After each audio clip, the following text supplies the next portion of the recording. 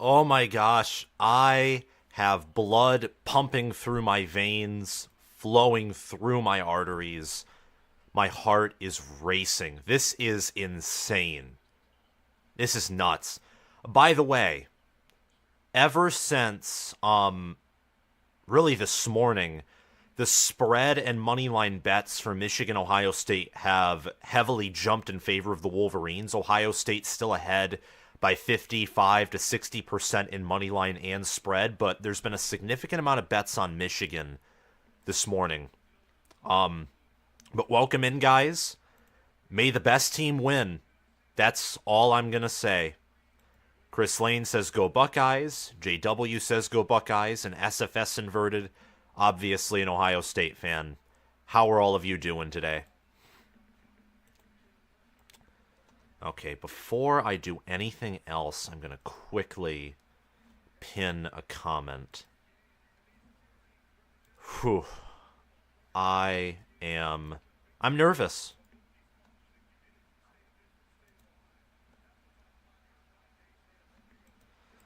Oh, well, Ohio State fans are very confident they're going to win. Michigan fans are confident they're going to win. I feel like the general public was leaning Ohio State for a while, and now I just feel like there's a lot of Michigan fans and some analysts and other fan bases who just have a hard time seeing Ohio State win for whatever reason. Holy cow. Dindu16 says go blue. Go blue.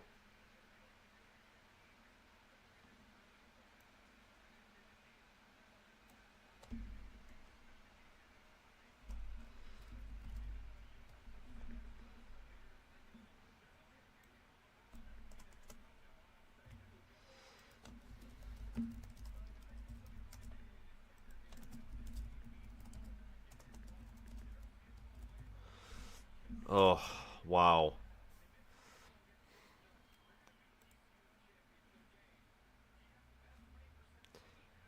Okay.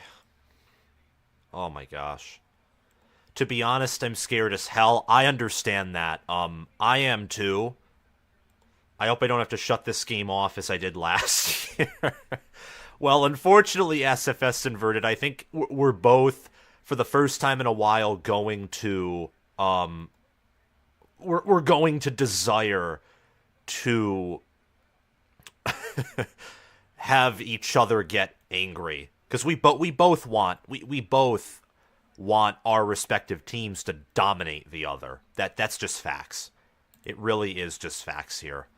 Um, there are going to be several other Big Ten games on today, but I got to be honest, this is the only one I care about. I'm going out to eat with friends to celebrate my birthday after this game's done, and I'll probably make a very brief, instant reaction video that I'll publish 30 minutes after the game.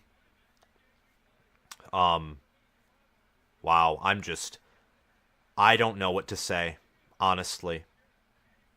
It's just crazy. Well, it's here.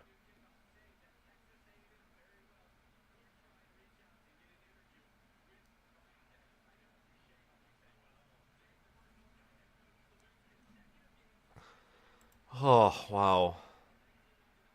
I love you, Sam, but I want you in tears by the end of the game. Same to you, SFS Inverted.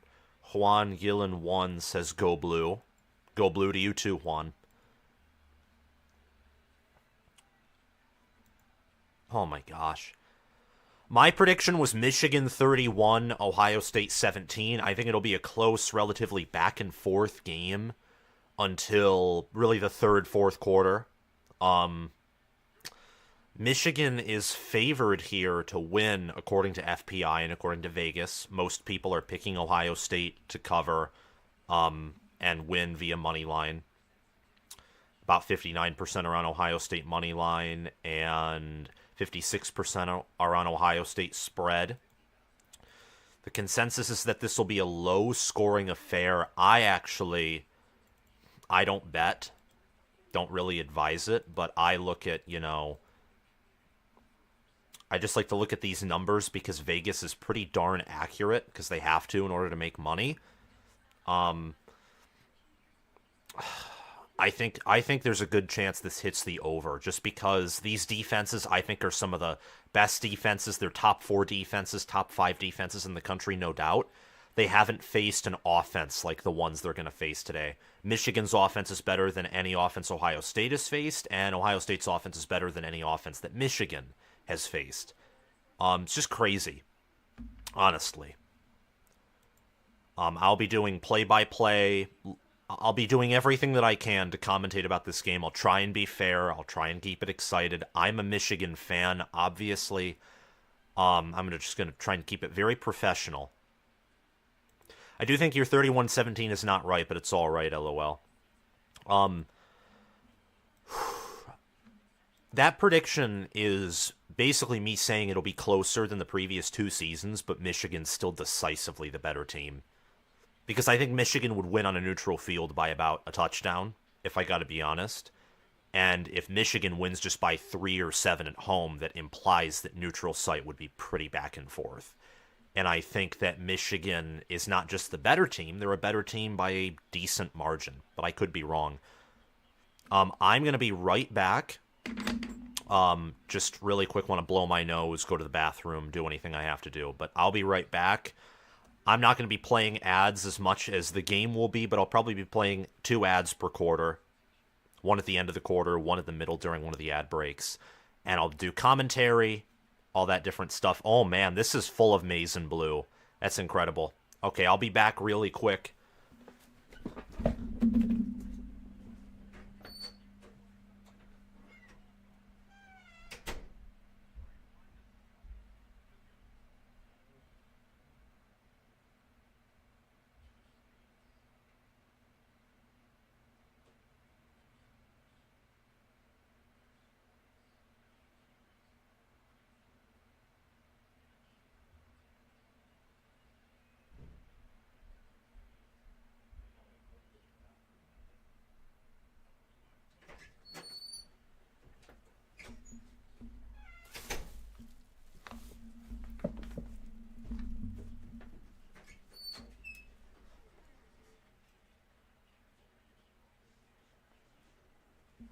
Why are you ahead of me? You're ahead of me by like 2 or 3 seconds.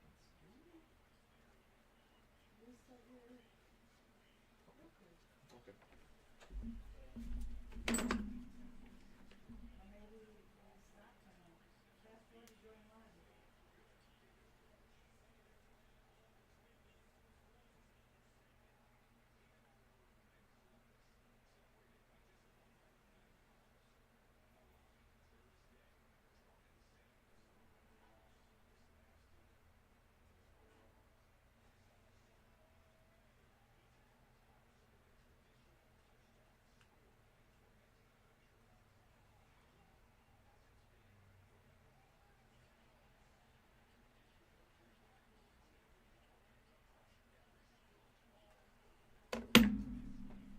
I'm permanently behind you. I don't know why that is. I can't load. Like 10 seconds. I think it got longer.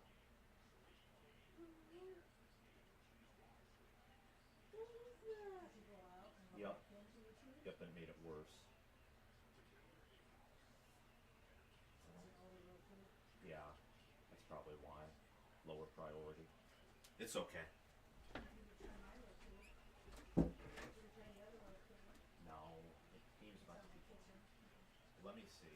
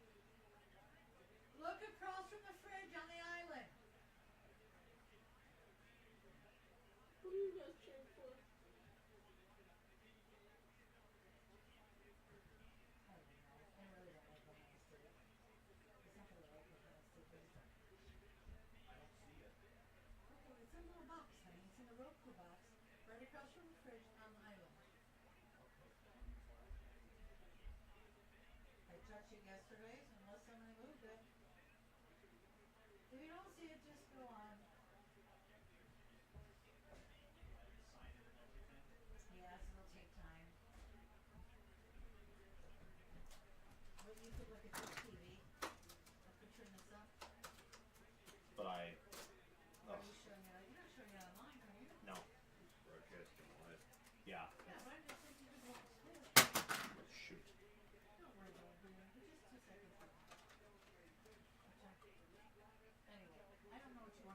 Okay.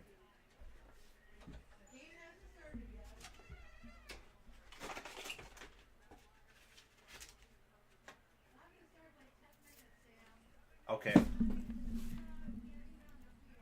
Okay, guys. I'm setting up something really quick, but I'll be right back. Yep. So if you hear me in the background, it's understandable.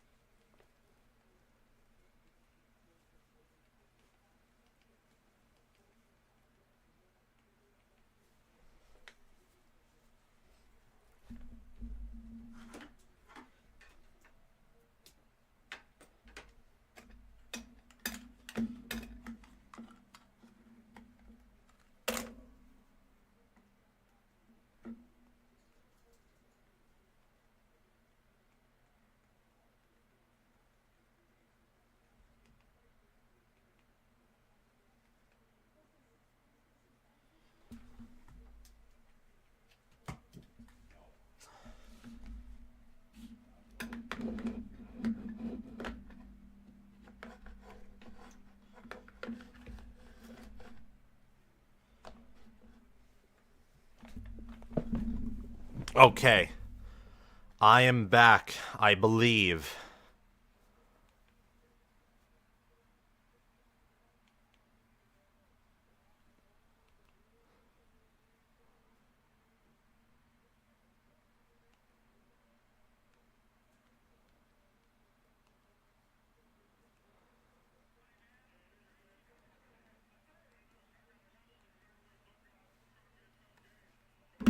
Alrighty. And everything's set up. Just have to move some stuff around. The room isn't exactly organized in the best way possible, but it is what it is. We have a game to talk about. We have a game to review.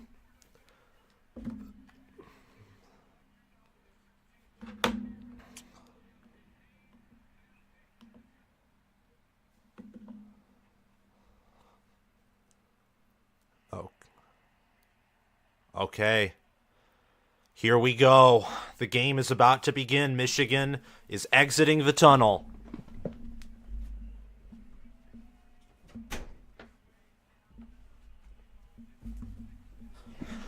Whew. Hoorah. Hoorah. I see Blake Corum. All right, here we go. This game is about to be legendary.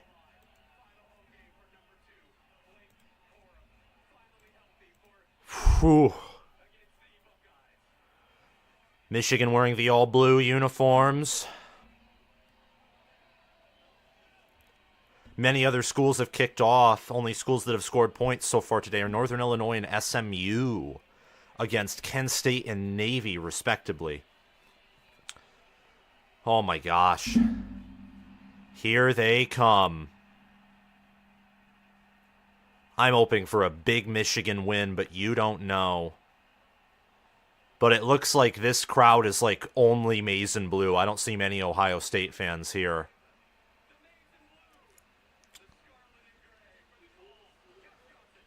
Oh, I'd be even more. Part of me would actually be less nervous if this game was in Columbus, because then part of me would expect to lose. Like, part of me would more so expect Michigan to lose if they were in OSU. Like, I expect this team to win, and I'm scared that my expectations will be short. All right.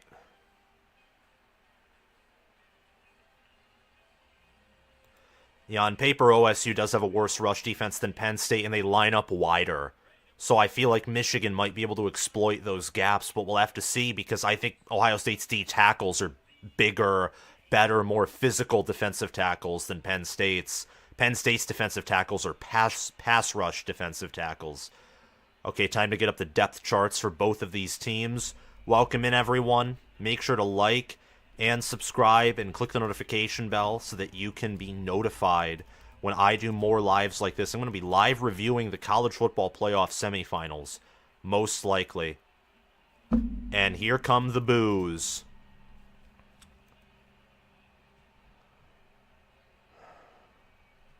There comes Ryan Day. Wow. I am nervous. Very nervous. You look at Ohio State's depth chart compared to Michigan's, and you realize that apparently Ohio State still has more people who would be taken in the draft, or the same amount, but on average at a higher level. Oh my gosh. I am... Wow.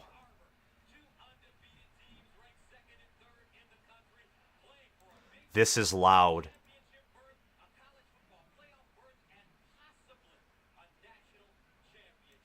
They're saying Ryan Day is going to Texas A&M if we lose. I mean, I could see that happening, but I think it's very unlikely.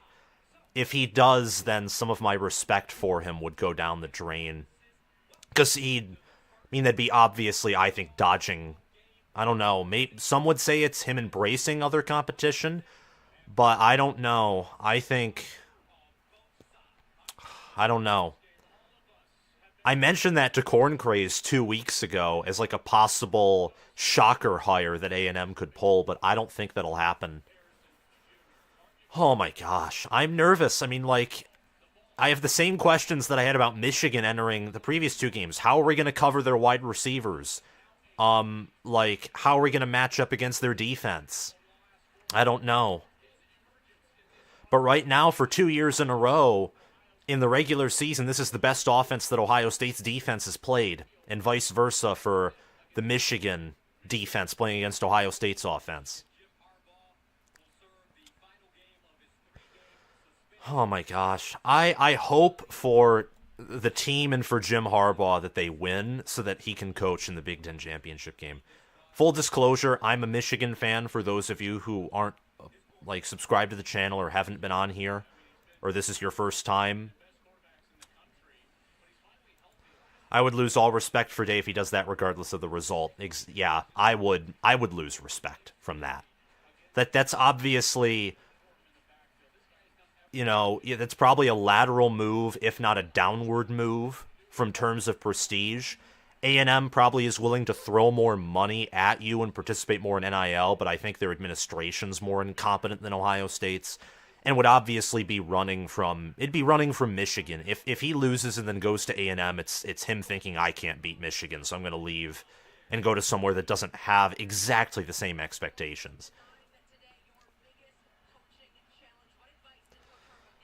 Oh, cheats again, can't come from behind. Michigan looks confident, Ohio State looks angry. I don't know which I'd rather be. I know Ohio State's angry, but I think Ohio State too. Oh no. I don't have a good gauge on the emotional state of both teams.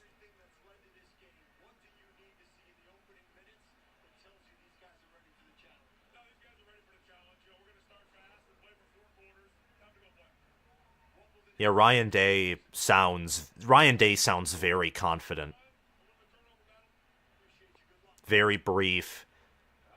I think he's going to coach his best game of the season, probably. I personally just don't think it'll be enough, at least this year. I think this Michigan team is much better than a lot of people are willing to give credit for. But understandably so. I mean, there's questions. Cheating, quarterback play, offensive consistency, wideouts. There's questions about Michigan for sure, and I could be totally wrong. But the game is about to begin. Oh my gosh.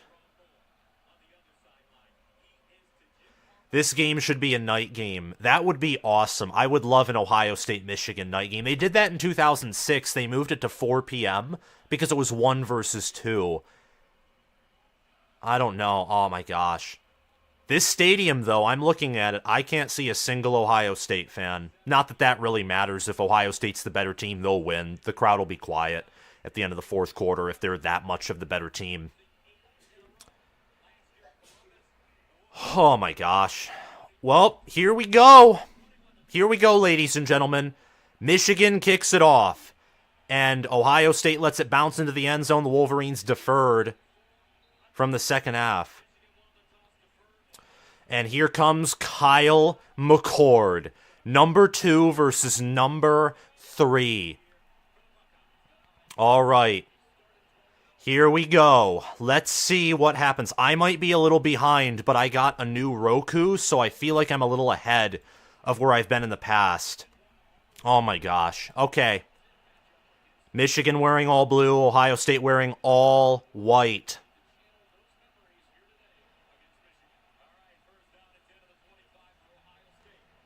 Michigan stacking the box. Tight. Both teams are tight. They hand it off to Henderson. Henderson gets about a gain of 5 up the middle. That's a good gain for Travion Henderson. They're going to need him to have a big day, and the offensive line will have to play its best game by a mile for the season if Ohio State wants to win. Henderson's healthy this season. He's averaging nearly 7 yards per carry, and that's a good start for Ohio State. They're in rhythm.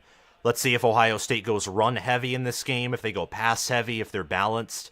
I imagine they want to tilt toward the run in this matchup, and I think they're going to want to milk clock as well, because they do not want Michigan to dominate TOP. They'll give it to Henderson, and Henderson is stopped at the line. Gets maybe a gain of 1. It's going to be 3rd and 5, 3rd and 4. Chris Jenkins with the stop. Wow. And Ohio State's going to go up tempo. They caught him off guard. And it's dropped. Emeka Egbuka dropped it.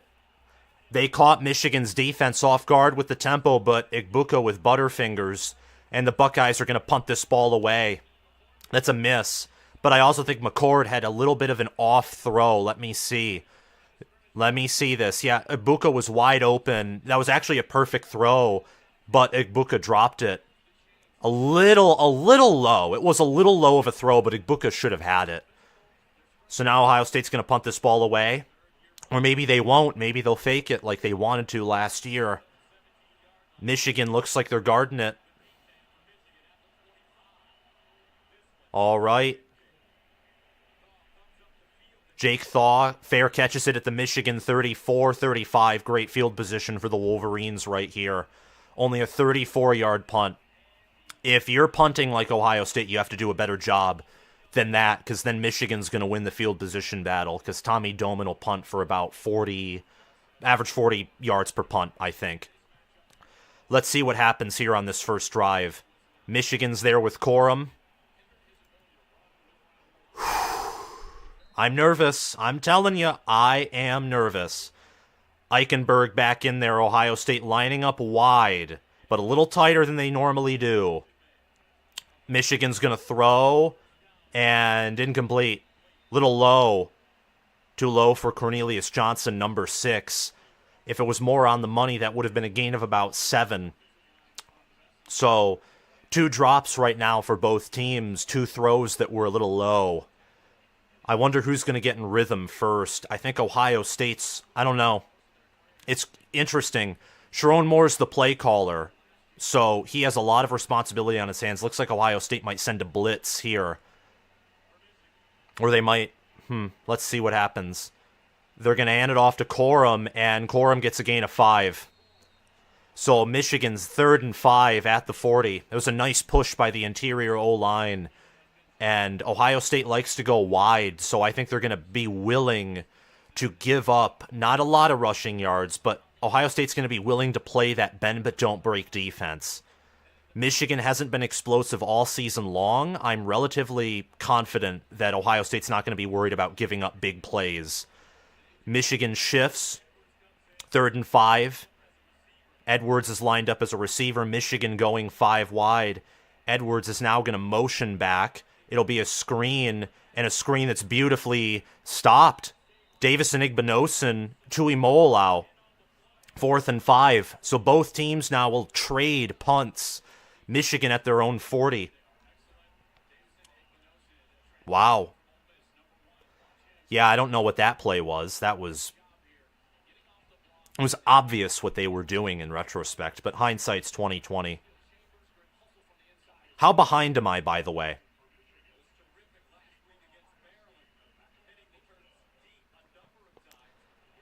Yeah, it's a very high punt. Yup, 1st and 10 at the 23-24 for Ohio State.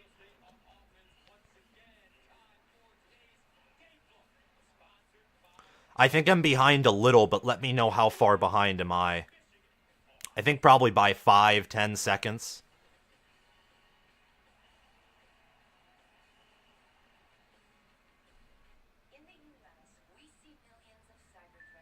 Yeah, people are talking about whether it's the Buckeyes or the Wolverines. I think both teams are nervous because I think both of them know. Look, you lose this game, any hopes of playoff, done. Any hopes of national title, done. Any hopes of Big Ten championship, done.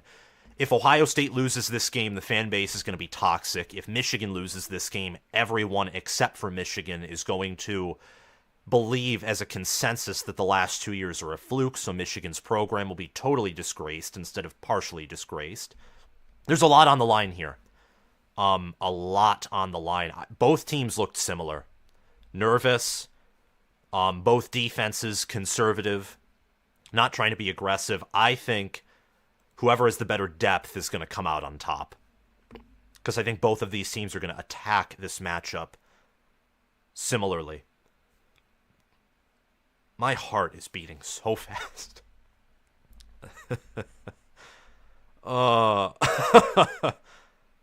You're way more behind than 5 seconds. Okay, let me try and speed this up.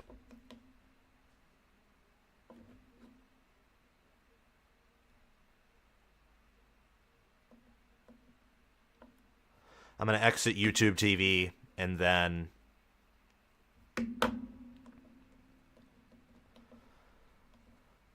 oh. Okay.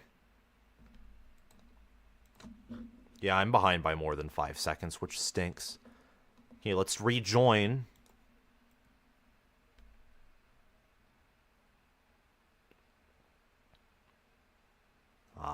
Still on ads. Welp. Only 11 combined yards and 2 quick punts. If this game comes down to field position, which a friend of mine said, I imagine Michigan will win because I think they have the better punter and I think they have about the same or slightly better special teams unit. But I can't see this game coming down to field position. I think if it does, I don't know. All right. But this decides the Big Ten East. Penn State is 10-2. According to FPI, they're the third best team in the country. So these two teams are number 1 and number 2, clearly, according to FPI. Ohio State's going pretty tight again. Henderson gets about a gain of 1 or 2.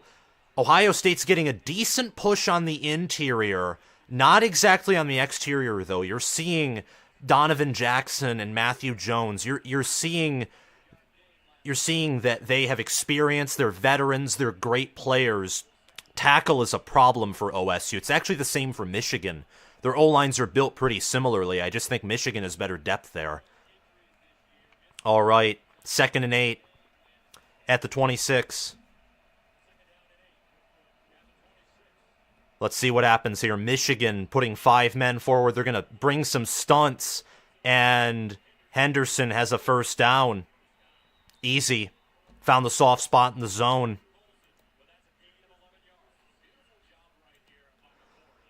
Yeah, and he was well protected. But Michigan's a team that they'll send 4 guys. They rarely blitz. They'll send 4 guys. And I wonder if both of these defenses will have to bring pressure against these O-lines to fluster. Okay, let's see. 1st and 10 at the Michigan 37. 11:16 left in the first quarter. This is the game. And inaccurate. Missed Marvin Harrison Jr. That was a miscommunication. Big time miss. I'm not going to blame Marvin Harrison Jr. whenever there's miscommunication either, because I know he's a better player than McCord. That's a miss. Stroud had some of those last year in the game, though. Not in 2021, but last year. If you're an Ohio State fan, you have to trust that McCord can do something. Both teams are willingly letting the clock roll down, the play clock. They're not hurrying up anything. Will they run? They will run, and Henderson's tackled for a loss. It'll be 3rd and 10, 3rd and 11. This Michigan D-line, great at stopping the run when they want to, even if they only send 4 or 5 men forward. 3rd and 10. Now, Ohio State has a better shot of converting these 3rd and longs than Michigan, given their wide receiver core, and given the fact they have the faster players on the outside. Henderson's still in the backfield. Michigan, they're creeping up their safeties. Will they send pressure? It looks like they will, but they back off the safeties and corners. It's a screen that is 4th and 1. Will Ohio State go for it? I think it's Xavier Johnson on the screen. Will the Buckeyes go for it? 4th and 1. Will you go for it or do you punt it? It was a good executed screen. Michigan read it decently, but there was good blocks, and Xavier Johnson, you can just tell Ohio State's playing with some power.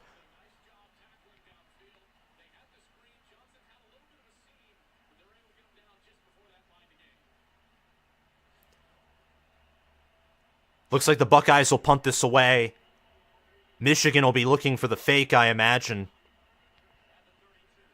Why they have it on this angle? I can't tell if the Bucks are going to fake it or not. And they don't fake it. They punt. And Michigan nearly muffed their punt. One of their own special teamers ran into Thaw, but Thaw still caught it. Oh my gosh, that's what I hate about Michigan's defense. Michigan's punt blocking is horrid. Like on the punt return, not blocking the punt. So Ohio State got some more rhythm, but they're struggling in that run game. You can just tell that Henderson, he's a better back than he was in prior seasons, but I don't think he's big enough or powerful enough to charge through Michigan defensive tackles. Let's see what Michigan comes out with in this game. Good decision by Ryan Day. Yeah, especially since 4th and 1, McCord probably can't put it on the dot. Henderson has struggled to run, at least for now. And Michigan on their first drive didn't look like they're putting some massively complex thing together. I think that was the right decision. I'm someone who always wants to be aggressive and go for it, but it's just me. Once again, though, I will say this. Mirko punting for less than 35 yards. That's not going to help Ohio State win the field position battle. Michigan's winning it right now. Let's see if they can put a drive together, though. On the next ad break, I personally will be taking an ad break. And I'm also very cold, but that's because I'm nervous.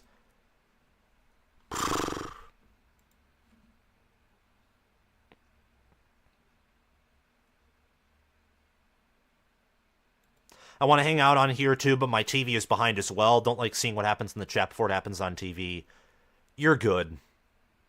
You're absolutely good. Contact JJ, throw to whoever jerseys. What? Henderson is fine. I mean, he's fine. I'm not saying that it's his fault. The problem is Ohio State doesn't have a Joe Moore award-winning O-line, so they can't open up the holes all the time necessary for him to get through. And from what we've seen in our first 2 drives, every time that he hasn't had a hole, he doesn't go almost anywhere. So we'll see if that changes.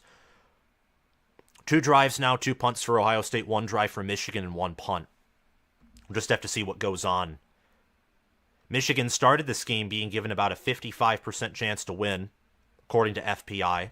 It's about the same right now because nothing's really happened. Hopefully Michigan can really start to put a drive together. I'd love to see that.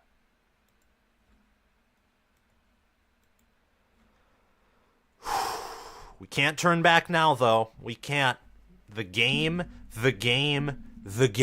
That's all I'm going to say. Whew. I'm nervous. Gosh. Wow. I'll be sad if we lose. It won't be the end of the world, but I will be very sad if Michigan loses this game.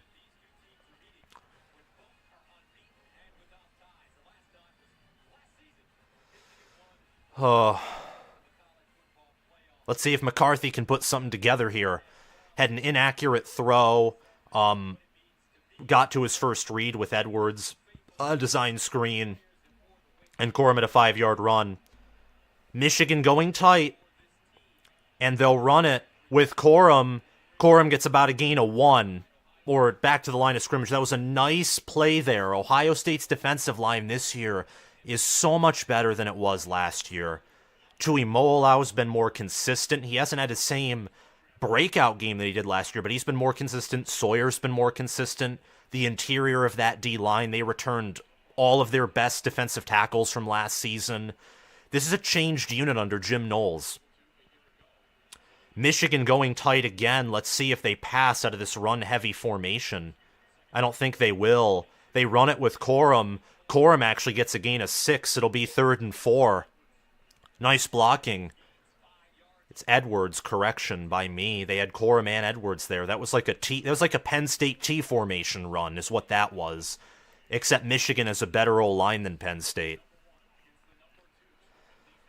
Oh my gosh. Come on, convert this 3rd and 4. Please, Michigan. Please convert this 3rd and 4. Part of me wouldn't be shocked if they ran it here, but it looks like Ohio State's going to bring pressure. Colston Loveland motions inside. Ohio State's not going to bring pressure. McCarthy has a clean pocket.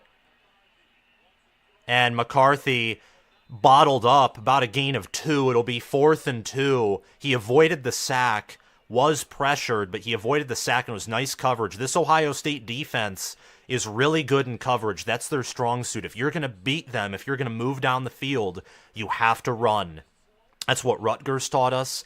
That's what Minnesota taught us when they were able to get past the 50. You're going to have to run on the Buckeyes to get... I mean, you're not going to pass on this team. This is a better pass defense than what Michigan has in terms of coverage. In terms of pass rush, I don't know. Tommy Doman punting it away. Emeka Egbuka. Oh, Doman overpunted his guy, but Ohio State will get it at their own 25-20. 71-yard punt. They'll have it at their own 20. So, wow. Not even a single first down yet for Michigan. Wow. Whew. I mean, all we know, really, from those first 2 drives is that Ohio State's looks like the better passing team. Michigan looks like the better running team.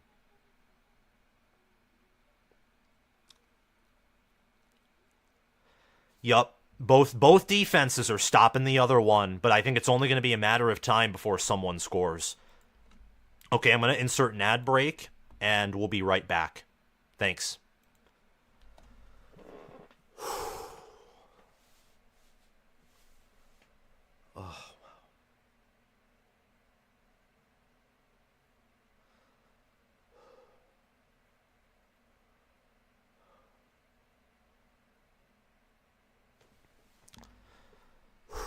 Yeah, I am full of adrenaline, full of nerves.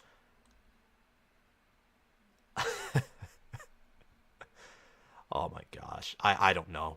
I do not know. I don't.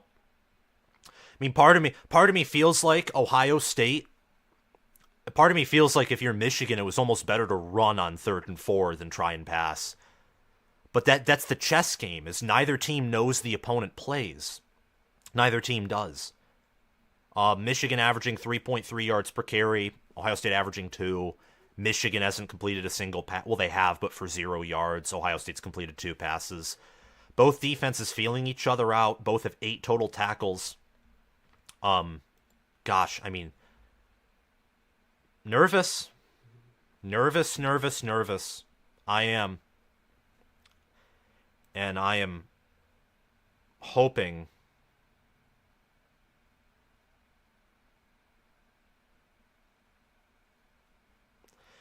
Ja demands 0-0 at the half. There's a chance of that.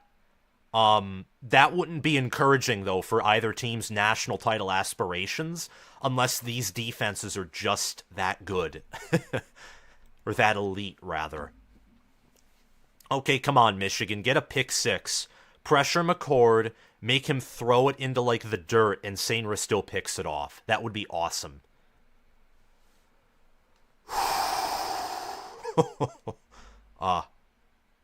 Okay. Oh, y'all can't see the score. That's too bad. There, that's better. My bad, you couldn't see the score on the live, but now you can.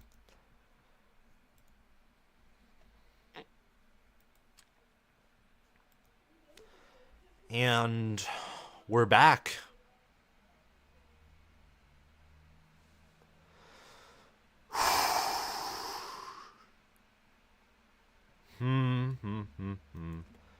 Ohio State, they're going heavy. Ohio State's going tight and heavy basically every play. Now they spread out with Stover. Stover's lined up sort of more in a receiver position than a typical tight end position. Play fake. Picked! He threw it to Marvin Harrison Jr. and it was picked off by Will Johnson. Michigan with the ball inside the 15. Inaccurate pass by McCord gets immediately picked off.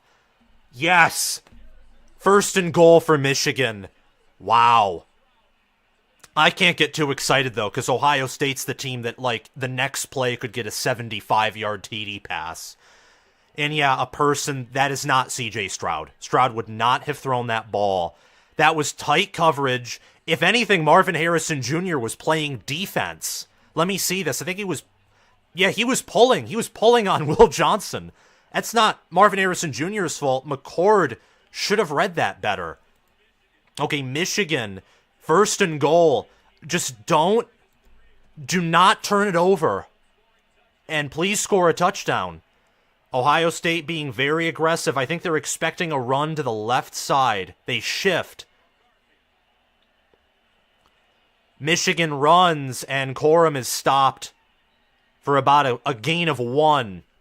2nd and goal from the 6. Michigan, again, you're going to have to pass on this Ohio State. I mean, you're going to have to run, but you can't just be one-dimensional. Running is the key to beating this team, but they're so good at once you get inside the red zone, this Buckeye defense just bows, and they don't cave, you know.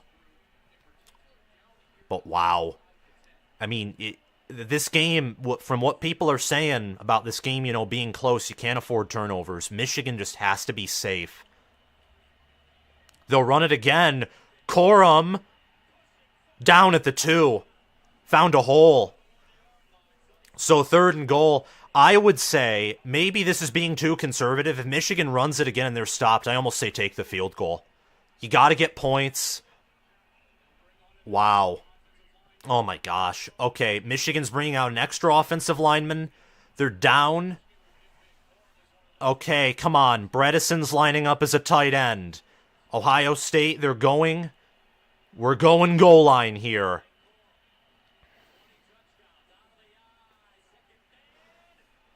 That's a touchdown. No, they say he's down at the one. They say he's down at the inch line. If you're Michigan, do you go for it? I'd say from there you might want to go for it. Let me see this. Corum got a push. That line crossed. He crossed. He was in the end zone, I'm telling you.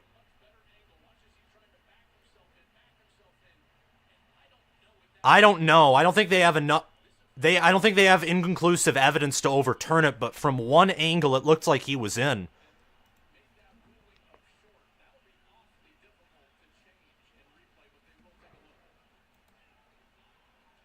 I think that's a touchdown. And I think if it's not, you QB sneak it because you have the offensive line, you have the trench edge.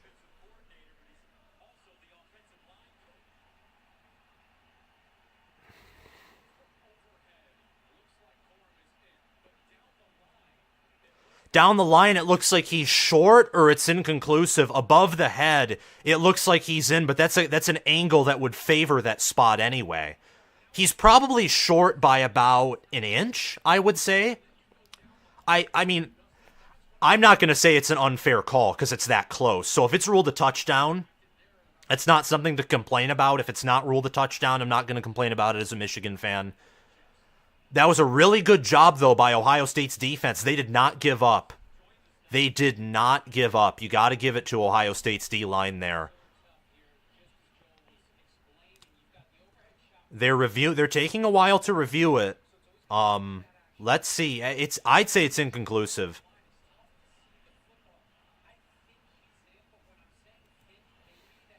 You all are ahead of me, I think.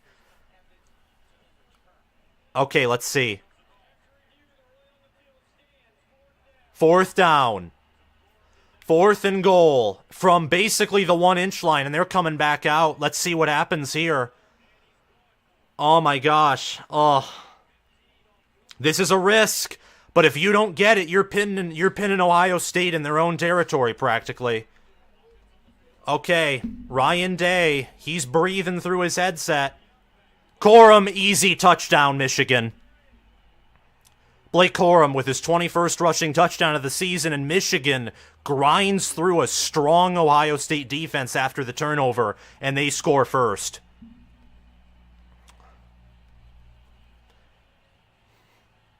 Go Blue. Everyone block Nathaniel. Nathaniel, please just don't spoil the game. I'm going to ask you here. If there's enough requests, though, I don't know. And extra point is good. Michigan 7, Ohio State nothing. At home. Number 3 versus number 2, the game. Oh, wow. That was a bad pick. That was a bad pick by McCord. And you gotta wonder how he'll respond to that. That's going to be the question, is how does he respond? Because Michigan has not completed a single pass yet. They have 8 carries for 20 yards, 2.5 yards per carry, and a touchdown. They ran it every play in... It's encouraging if you're an Ohio State fan because Michigan's not gouging you yet, defensively. However, it's encouraging also as a Michigan fan because you ran 4 straight times from outside the 5 and you scored. So you can move this D-line. You may not be able to move them by a mile, but you can push them. Michigan's interior O-line is pushing around this Ohio State interior O-line. Not by a wide margin. Not by, it's not super obvious. But home field edge is playing in that as well. Michigan last year, they had the better interior O-line than they have this year, and they did nothing at O-line last season in terms of run blocking in the first half. But I think that's because Ohio State was more aggressive. This Ohio State defense is still playing pretty conservative. They weren't blitzing, or they weren't sending more than 4 or 5 guys forward at all until Michigan was inside the 10. They're a very conservative defense. And I think Jim Knowles, and I think this is going to be the case for Jesse Minter too, there are going to be adjustments that have to be made. And I think Michigan throughout the season has adjusted more than the Buckeyes defensively. Ohio State 1-2-3. This game is not over. Stop it. Ohio State could come out and find a busted coverage and Marvin Harrison Jr. could take it to the house. This game's not over. Not even close to being over. It's not over. I mean, I would be panicking if you stopped us on that 4th and goal. That one play would have changed the mood totally. If the Buckeyes got a goal line stop, that induces confidence right there. It really, really does. Michigan, by the way, 0 of 3 on 3rd down. Ohio State 0 of 2. So neither team has converted a 3rd down yet. Michigan converted a 4th and short. Ohio State elected to punt, but totally different situations. It was probably the right call for Ryan Day to punt there. Because I don't think you want to give Michigan a short field. You've already done it once. I don't think you want to do it again, if I'm being honest.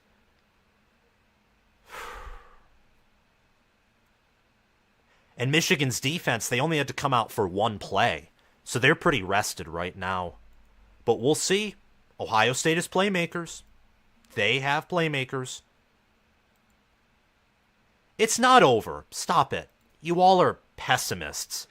Penn State marched down the field and scored first on Michigan. Granted, it was a field goal, but then Michigan responded and just punched him in the mouth.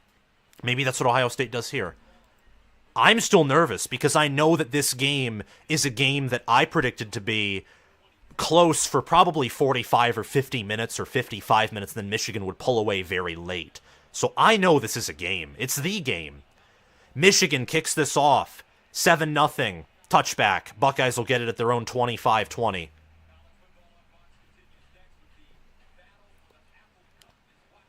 All right. Come on, Michigan defense. Score another punt or force another punt and then get a drive going from your own territory to really start eating up clock. That's something with Ohio State. They are going to want to run because they want to control TOP.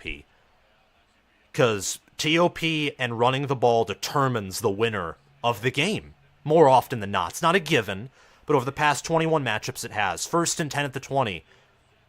25, pardon me. McCord with Henderson in the backfield. I wonder if they'll try train him.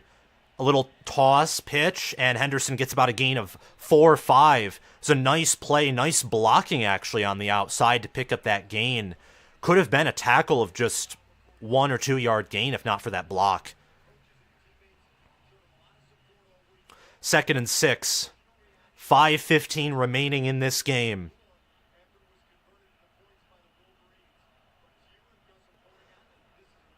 Yeah, McCord, I don't know. I'm bad at reading people or reading things when I'm emotionally involved, and I'm emotionally involved here. All right, I think an Ohio State receiver sees a potential mismatch. Michigan safeties are deep. They do not want to give up the big play. 2 seconds remain on the play clock. Henderson will take the run, and I don't think he made the right cut. He should have cut inside. He tried to find the hole in the big play outside, but it wasn't there. If he cut inside, he might have had a first down. 3rd and 4, pickup of 2. Ohio State, you could run it here. I think both of these defenses are conservative enough where I wouldn't be shocked if these teams run on 3rd and medium. But 3rd and 4, Ohio State, I expect to pass it here. They could run, but I expect them to pass here. We'll see what happens. Michigan looks like they're going to send pressure. They only have one deep safety. They are trusting. They're really trusting their defense right here. Michigan does send some pressure, and Marvin Harrison Jr. has it. That's what happens when you go one-on-one with Marvin Harrison Jr. That was a beautiful throw, beautiful catch. He burned Will Johnson, so payback right there for that pick, and that was just beautiful. Couldn't have thrown it better from McCord. Harrison made the adjustment too. Ohio State's going a little up-tempo, and McCord goes deep, way overthrown, incomplete. Way overthrown. That was never going to be PI, even though they got tied up. 2nd and 10. Ohio State trying to take the deep shot, and they've had success. They've had one deep shot for a touchdown against Michigan the past 2 seasons. So I'm expecting them to get a passing touchdown in this game. But they're in Michigan territory. Ohio State's outgaining Michigan in total yards right now. We'll have to see if they can respond. If they can, it's huge. But if they get yards here, I could see Ryan Day going for it because they're in Michigan territory. Julian Fleming is motioning out. They bring over Mikey Sainristil still to cover them. McCord is under pressure. And flag. There is a flag. It's probably going to be defensive holding or offensive holding. I bet that's what it is. Stover caught it for a gain of 3 or 4.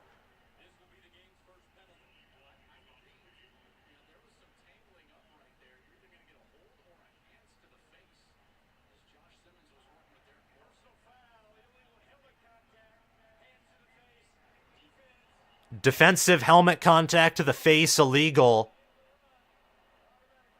And Michigan gets a penalty. That's not good. So Ohio State will have the ball close to the Michigan red zone. They're in field goal range.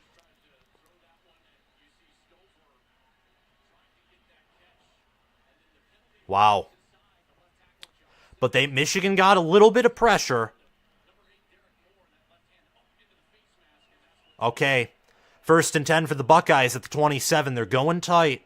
They're checking their plays with Ryan Day and Brian Hartline. McCord is a quarterback with poise. He's a game manager. He's a better version of Cade McNamara. And remember, McNamara threw that 1 pick versus Ohio State and won. Penetration, delayed handoff. Henderson gets about a gain of 2 or 3. Michigan's D-line ate that up. But Henderson was able to churn forward for an extra yard or 2. Good on him. He has to have a big game. I mean, he is so improved. He's a great player. You can see the fire in his movement. He wants this win as much as any player does. 2nd and 8. 2 minutes, 40 seconds left. There's a chance that if Ohio State goes slow, this could be 7-0 at the end of the first quarter, but Ohio State could be in the red zone. Michigan's defense, again, being conservative. A light box here. They are going to pass. Almost picked again. That was another near interception by McCord. I think that was number 23, Michael Barrett. That was another near interception by McCord. That was perfect coverage on Stover. Stover had to play defense there. Try and strip that ball away. Another near wow. So that's two near turnover throws by McCord. Ohio State's trying to go up tempo to get Michigan off guard, but they can't. So they're going to check the play. Michigan, I think, will try and send pressure here. Jaden Fielding's a reliable kicker for Ohio State. They'll likely get points out of this regardless. 2 on the play clock. 0. Ohio State's not going to get it off. They'll have to take a timeout. The Buckeyes will. 1st of the half. 3rd and 8. Ohio State takes a timeout. This is an environment unlike any other that Ohio State's played in all season long.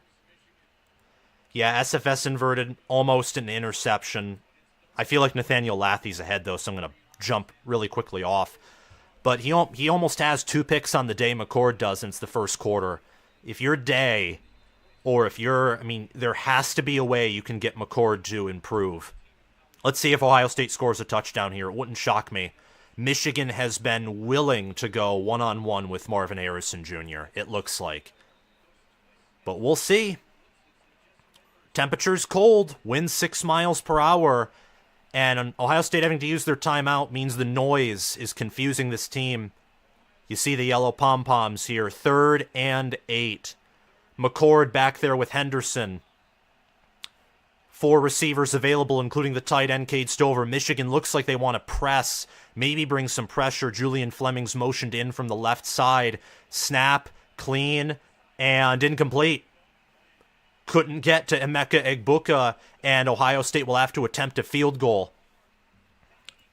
Kyle McCord is 4 of 10 for 47 yards and a pick.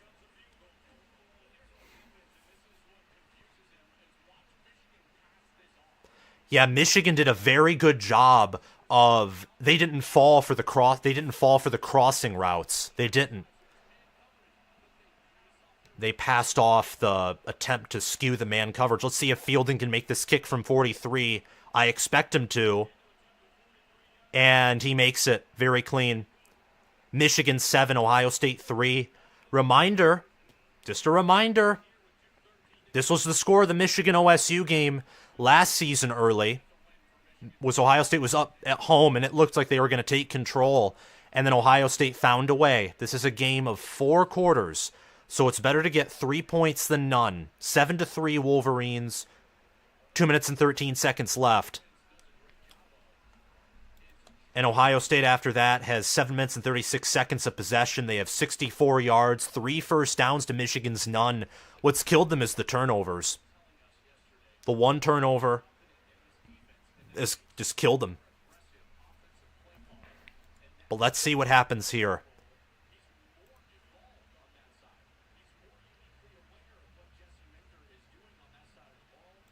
I'm going on Sam's call, bowing to group wishes. Thank you very much. Thank you, Nathaniel Lathie. I appreciate that. And stop. I mean, guys. I mean, we like to be emotionally reactive. We do, but we can't because this is a game that will probably be decided in the fourth quarter or the third quarter at the earliest. I mean, this game will. If this game's decided before half, which there's a chance, I would be genuinely shocked. I would be shocked if this game was decided. Okay, if you're Michigan, McCarthy, he's only has 2 passing attempts right now. They're going run heavy. Michigan 1st and 10 at their own 25. Let's see if the Wolverines can get a few first downs. At least get a few first downs and respond with your own field goal. 1st and 10, though, at the 25 with 2 minutes and 13 seconds left. Donovan Edwards is in there. Roman Wilson motions out. McCarthy is going to pass. Wide open to Roman Wilson. Wilson gets a gain of 9 or 8. So it'll be 2nd and 1. You're Michigan here. You want to run. You want to pound the rock. Because you want to make Ohio State's defense make adjustments. That was a nice way to get McCarthy some yards and to get Wilson involved in the game. It was a good way. Because Ohio State's going to play bend but don't break, so they're going to be in soft zone, loose man. Michigan basically the same. Ohio State's lining up in could be bear formation, but Michigan has the first down, get a gain of 2. They had push in the interior of the O-line. So Michigan gets their first down of the game. That's good. Donovan Edwards is staying in the game at running back. They're going to rest Corum.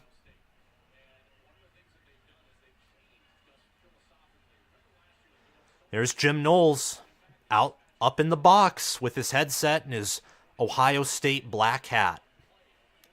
McCarthy in the game motions in his tight end, Colston Loveland. McCarthy wide open, Colston Loveland across into Ohio State territory. Ohio State sent some pressure there. Michigan's pass block was competent, which is a rarity. Colston Loveland's a good tight end. Him and Stover, great tight ends, future NFL players. And Ohio State, they nearly got to McCarthy, but he had just enough time and Loveland was wide open. All right, here we go. 1st and 10 at the Ohio State 48, 30 seconds left in the quarter. And a timeout for Ohio State. They take their second. Now that might be concerning if you're an Ohio State fan. Oh, yup, extra offensive lineman, and I think that scared Ohio State because Michigan can pass really well out of that formation, and they can also run. I mean, Michigan, sometimes I think Michigan should just play with an extra offensive lineman on like every set because they do well. But Ohio State takes another timeout. They only have 1 left in the entire half. 28 seconds left in the first quarter. Michigan is driving. They now have 2 first downs, 47 yards. McCarthy has 25 passing yards. Sharon Moore, so far you're doing a good job. All right. Let's see what Ohio State does here. It looks like they're stacking the box. Nope. No, they are. They're stacking the box, but they're not doing anything abnormal. They're not going in bear formation or anything. McCarthy fires deep. Overthrew his man. Overthrew Roman Wilson. And that was nice coverage from Ohio State by Denzel Burke. Really good corner. Burke's phenomenal. He'll be a future NFL corner. Burke was looking to pick that off, which would have essentially been a punt, and it would have made me mad, but it's not as bad as throwing a late... Okay, now I'm behind, because I just saw ESPN doing something. Corum gets about a gain of 2, so it'll be 3rd and 8 from the Ohio State 46. It's the end of the first quarter. End of the first quarter. Both teams combining for 113 yards, 1 turnover, 5 first downs. TOP is equal. The difference right now for these two teams is the turnover. That's what the difference is the turnover. Michigan, though, driving. Let's see what they come out with. Okay, I'm going to insert an ad break, get some water, try and catch up again, so that I'm not far behind. I'll see you guys in a second.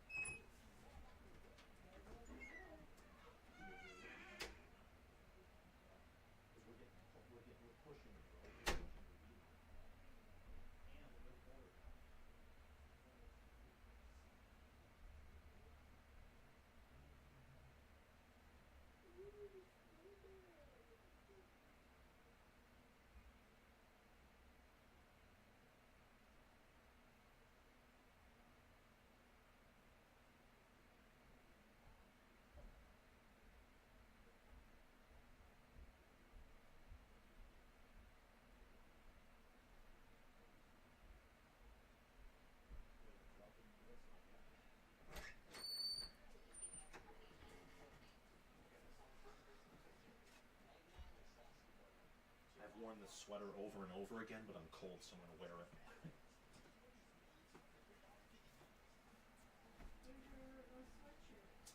What do you mean sweatshirt? I haven't. I've just worn it. I need the white one's dirty, and I put stain remover on it, and I think it hasn't been washed yet.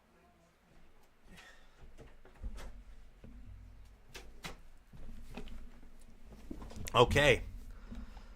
I got into a sweater because I am freezing cold, mostly from nerves and also the fact that my house is typically cold.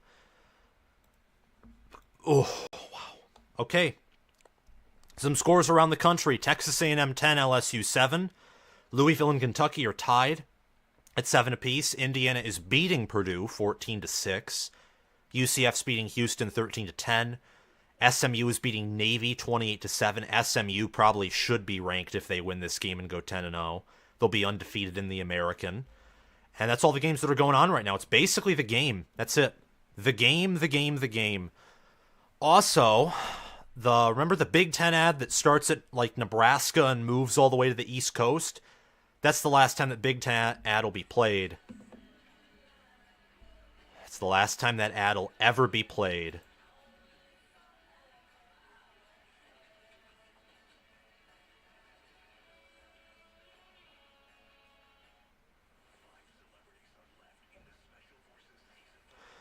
The turnover was a Will Johnson pick.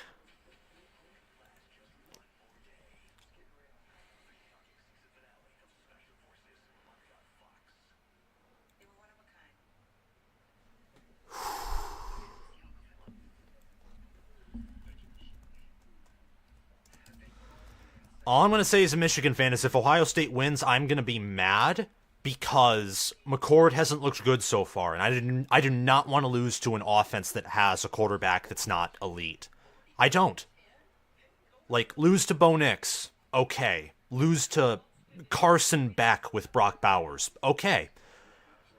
Marvin Harrison Jr. is elite and good for him, but just watching McCord play, Michigan, I don't know. Like, in my mind, I have a picture of what Michigan should do, but I don't know if they'll do it. We'll have to see. And we're back, thanks to AT&T Business. Okay. So, Michigan, 3rd and 8 at the Ohio State 46. Let's see if this bend but don't break defense works wonders here. Edwards is back with McCarthy. Maybe we can get Edwards working on a wheel route of some kind. Looks like Ohio State's going to bring some pressure, but they could back out of it. And they do. And A.J. Barner, 4th and 1, and McCarthy stood in there and delivered it despite being hit. Now, if you're Michigan, I think you go for it. You're at the 39, and you have that bend but don't break defense. I'd say you go for it. That was good. That's good. That's better than, Michigan's reliably able to pass on 3rd and long all season long.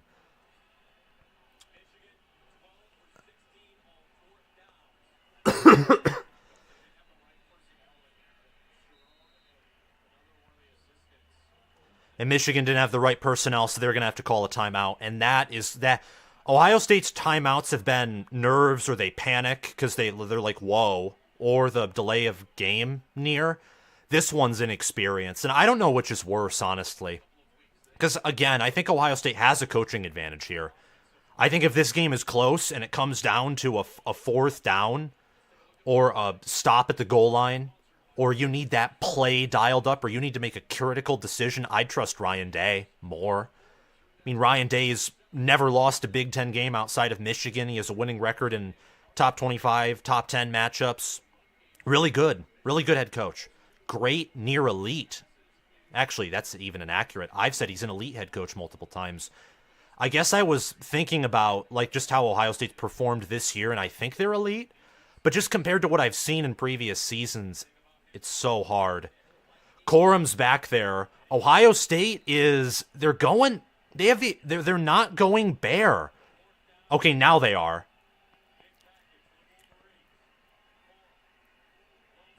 Okay, let's see what happens.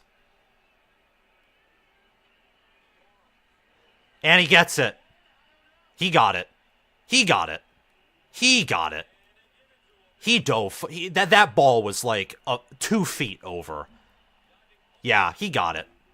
Let me see, because all you have to do is get to the 38. Yup, he got it.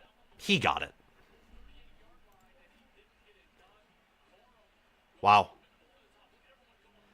No, Kevin, the refs did not give them that one.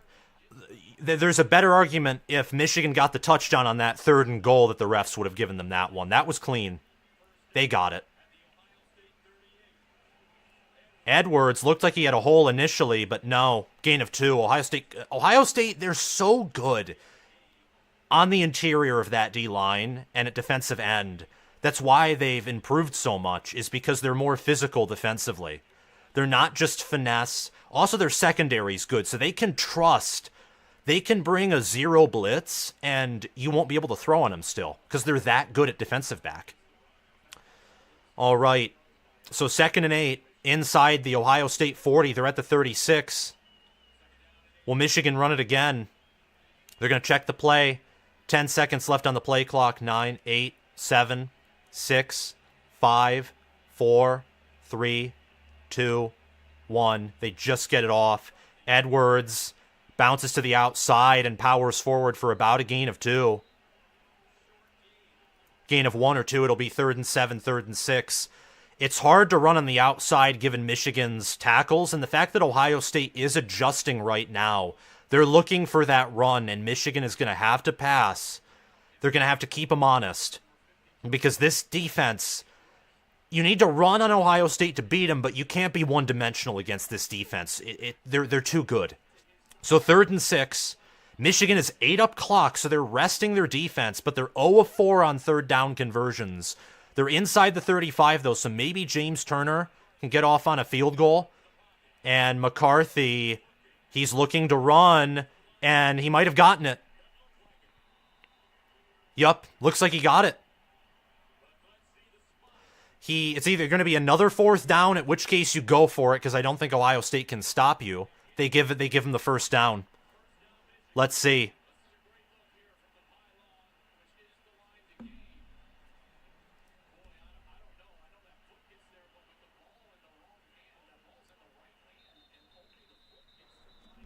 Yeah, I think it's 4th and inches by spot, but we'll see. If it's inches, you just go for it again. Yup, they're gonna review it. He'll be ruled short. He was no Chris. He was close. It's 4th and inches. It's not 1st and 10. It's 4th and inches, guys. Don't blame the refs. Don't be a Michigan fan. That's one thing I don't like about Michigan fans. It's like Michigan against the world, refs. Don't do that. Like, just don't do it. Don't do it. I know it's tempting, but don't do it. Because if the refs give this to Michigan, you had that play perfect. I mean, you've given up 2 4th downs already. That's not good.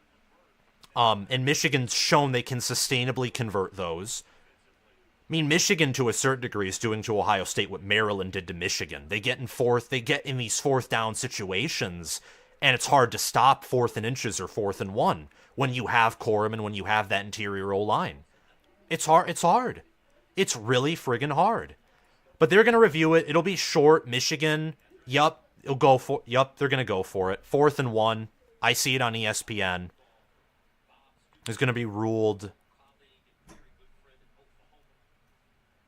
Why is it taking so long? Yep. I'm more than a few seconds behind. Yeah, he was short. He was short by a foot or 2 feet. It's not that big of a deal. You just go for it. And if you fail, then that's on you. And it's good for Ohio State. And what you should do is you should convert it. I mean, these defenders for Ohio State, this is the cost of the bend but don't break defense. You could allow Michigan to go on a 10-minute scoring drive, and your defense is just gassed. That's the cost of the bend but don't break if you break. Ohio State, though, they're lining up tight. Let's see what they can do. Oh, that was a nice play fake by Michigan. Wow. Nice. Colston Loveland. They're keeping Ohio State honest with this. 7 yards. Wow. That was beautiful. That was beautiful. Corum probably would have gotten it if he went to the outside because Ohio State was very tight there and they had no one. They weren't in like 9 tech. They were in like 7 or 6. They would have had to be in 9 tech to stop a Corum outside run there. Michigan nearing the red zone. They are chewing up clock. Edwards is stopped. Nice penetration by that Ohio State D-line. Again, Ohio State's defense, and I'm talking about them a lot because what else is there to talk about? Ohio State's offense. I mean, Michigan right now has been on the field. They're on the field for 7 minutes. They're going to get close to 15 minutes of possession after this drive is over. They're running downhill. If you get a field goal here with all the time you chewed off, that's a win. Okay. Yeah, I'm behind. I'm going to have to reset this. McCarthy, play fake. He steps up in the pocket, overthrows his man, Roman Wilson. That was number 1, Davison Igbinosun on coverage of Roman Wilson. 3rd and 10. Can Michigan convert another 3rd down? They're 3 of 3 on 4th down. They're 0 of 5 on 4th. So Michigan being very efficient. For Ohio State, it's a win if you can hold them to a field goal because you're here. Like, it's not the best in the world, but you should have stopped Michigan earlier on those 4th downs. If you can force them into a 4th and 10, force a field goal attempt, that's the best you can do right now, and that's what they're going to shoot for. Let's see if they bring pressure. They've really backed off of their pressure. They don't want a zero blitz. Nice protection. Caught! Touchdown! Let's see. Burke thinks he has the football, but let's see. Let's see what happens.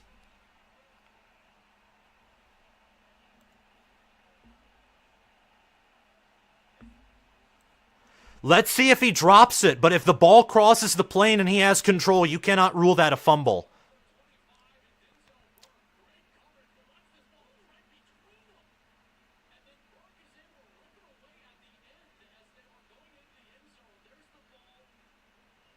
Yeah, he has it.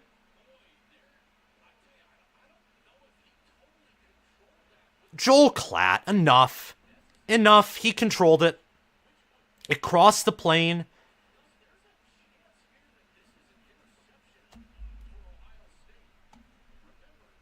Where's my mouse? Oh, there it is. If it's a pick, I'll be mad, but that's on Roman Wilson. That's not on McCarthy. I don't think that's a pick, though. He had control, but Burke ripped it away. Like, it was controlled, and he crossed it, and then he lost it at the end. They shouldn't rule that a pick. That's a touchdown. I'd be the first one here to tell you if that's a pick, because I told you Michigan was short on those third down attempts.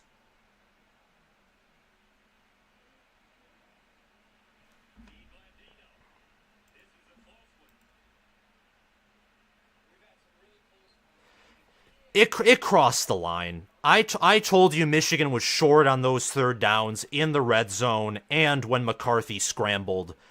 This is a touchdown.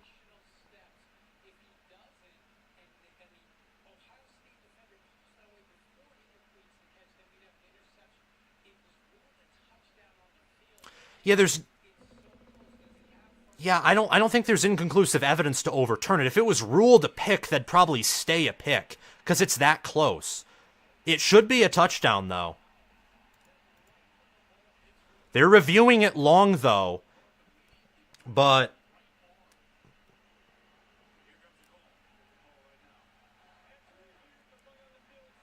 Stan's touchdown, that's a good call. Michigan 13. You know what, Roman Wilson, you need... Okay, good for Ron Bellamy for holding him back. He would have gotten an unsportsmanlike. Okay, you need to hold on to the football more, though, because that could have easily been a pick if Burke ripped that away a play or two early. Ryan Day, just stop. Ryan Day, you can't get mad at that. You got the call. The call went your way, and as it should have on those third downs, and it went Michigan's way here as it should. Play better with your quarterback. 14-3 Michigan. 10 minutes, 22 seconds. The Wolverines ate up 6 minutes and 51 seconds of clock on that drive, converting 2 fourth downs and a third down. That's nuts. And McCarthy's playing better than he has since the Penn State game, and they're using him more. 14-3.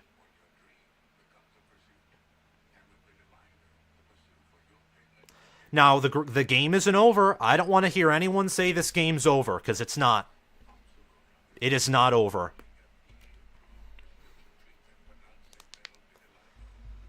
But Ohio State's down by 11. They're going to have to change something offensively, because they're able to move the football, but they got to get it in the end zone. Because this so far looks like what we've seen in the past 2 seasons, where Michigan's able to get touchdowns and Ohio State has to settle for some field goals. Ohio State, by the way, is holding Michigan to 2.3 yards per rush.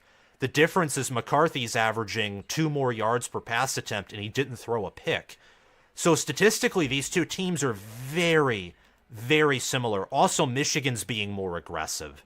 Ohio State's being more conservative. So these are minute differences that are resulting in this 11-point swing. Ohio State can easily come back and take control of this game with some adjustments. They just have to start right now. Because Michigan has 12 minutes of TOP, so if Ohio State goes 3 and out and Michigan gets another drive, they could enter with 20 minutes of possession into the half, and that would be bonkers.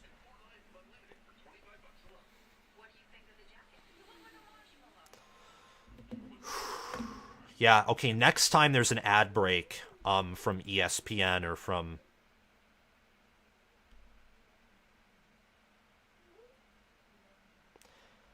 I don't know why people are saying it's over.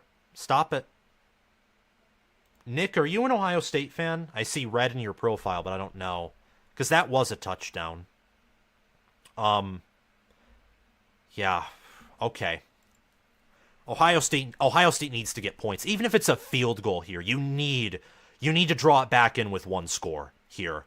Because Michigan's finding their rhythm.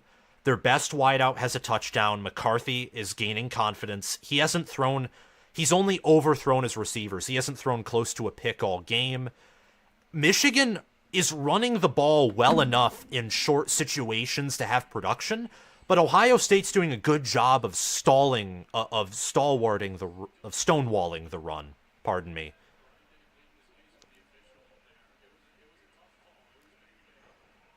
(14-3) Michigan. 10 minutes and 22 seconds left in the second quarter. All right. Xavier Johnson will catch it and try and return it. And Johnson gets out, I think, to the 30 or the 20, 25, somewhere in there.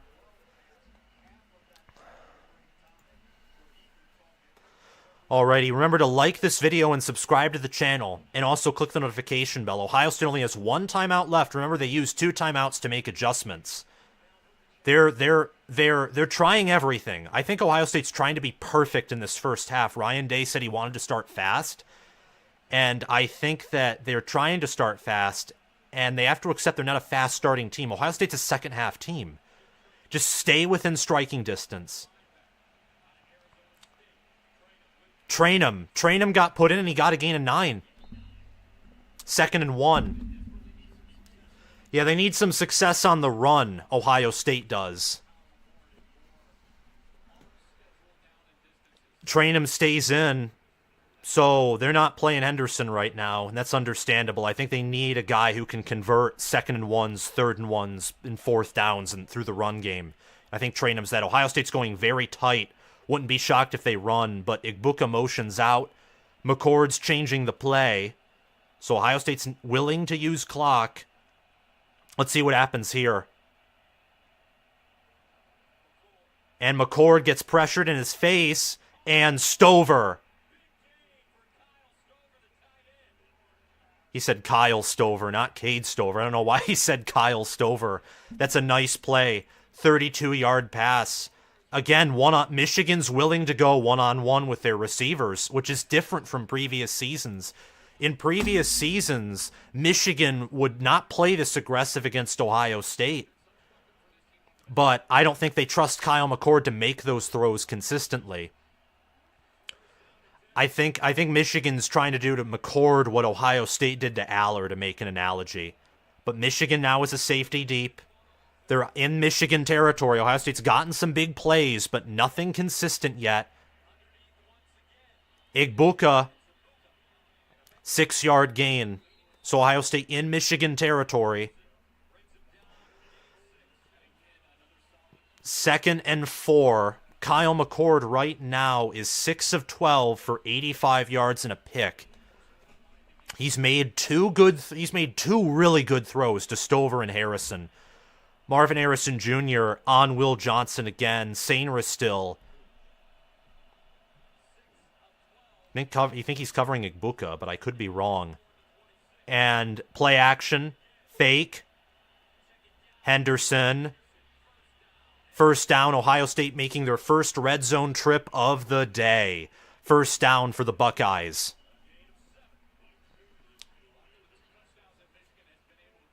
Let's see if Ohio State can get a touchdown here. Michigan.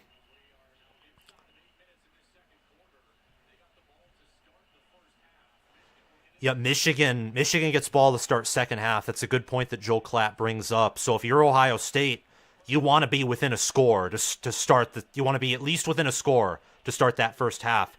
And there's an end around to Xavier Johnson. There's a flag, might be a hold. About a gain of 5 for Xavier Johnson. Let's see if there's a hold or if it's a legal lance to the face or a face mask.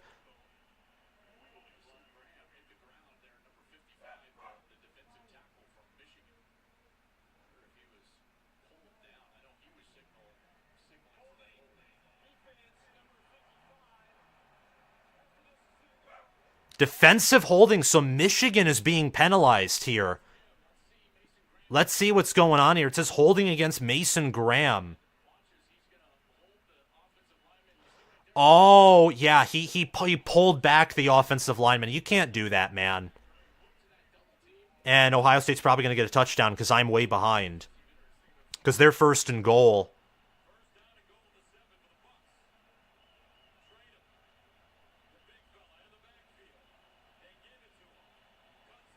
Train him.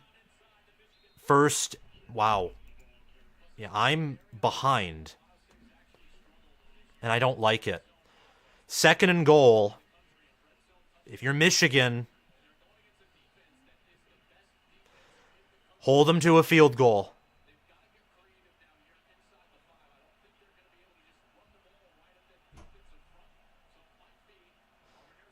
Let's see what happens. I'm not looking at the chat. Not even going to look at the live stream because it'll update on the screen automatically when it happens.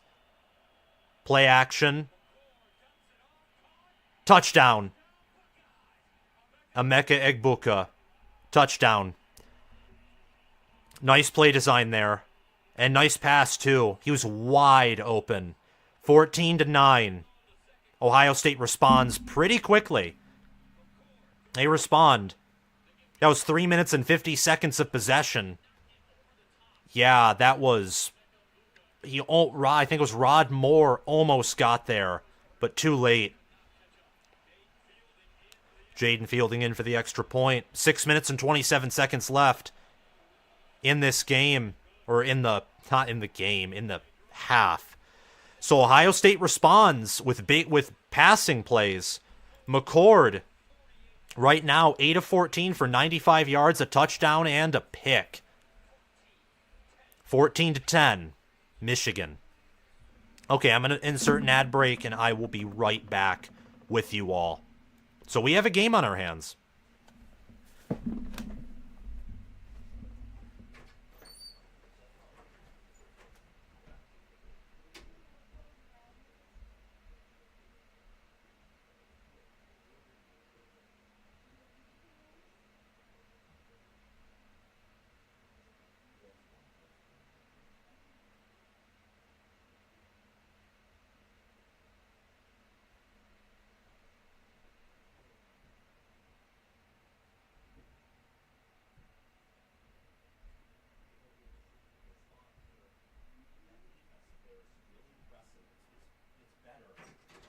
Defending big plays than ours is.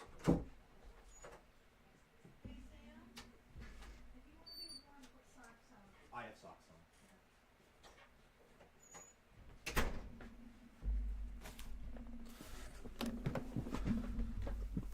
on. Okay, we're back. I'm going to reload so I'm not behind here. Hopefully Michigan can chew clock and make this 21-10 at the half. That'd be or at least 17-10. Get a touchdown edge into the half, preferably 2 scores, because having a 2-score lead in a game like this is huge. But we've already combined for 24 total points. I'm wondering if we'll hit the over here like I predicted. Let's see.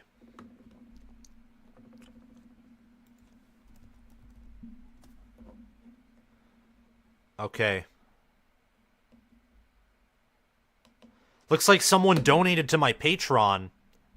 Just like as a donation type of thing. Let me see.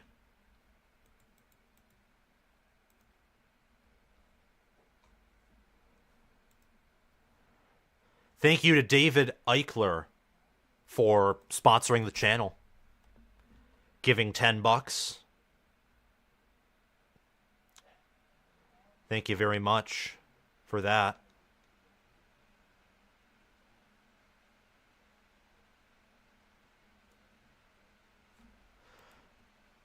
Oh no, $5. But still, thank you very much. I appreciate it. Okay, we're back here. Thank you for the $5 again. All right, come on, Michigan. Win this for Jim Harbaugh. Go down, choose some clock. Both teams are pretty equal in yardage. Ohio State has about 34 more yards, 1 more first down. Michigan is more TOP. Michigan 1 of 6 on 3rd down. Ohio State 1 of 4. And Michigan 3 of 3 on 4th down. That's been the difference. Ohio State's been able to maintain drives on 4th down, but I don't know if that's sustainable. These two teams are closer than what it looked like at 14-3 by the scoreboard. I think just Michigan's aggression is paying off right now. All right, 14-10. Let's see.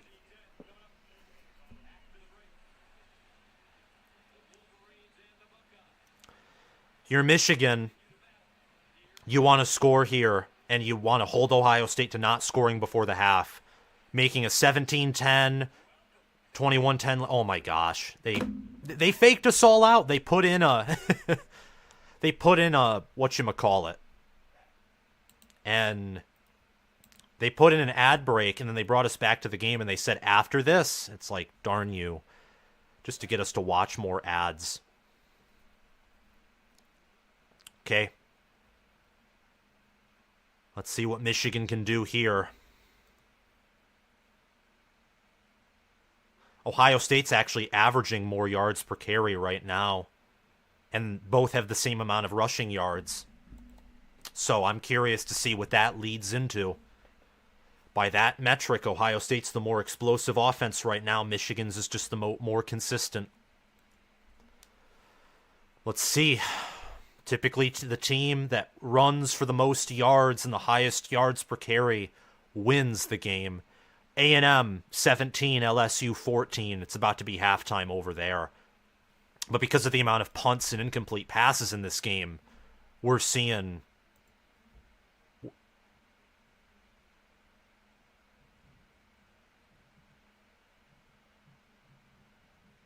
MSU just hired Jonathan Smith of Oregon State. Let me check that.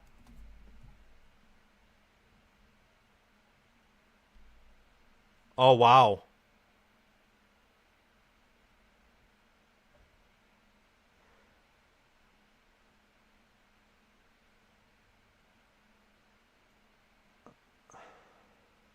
Yup, it's confirmed. He's gone.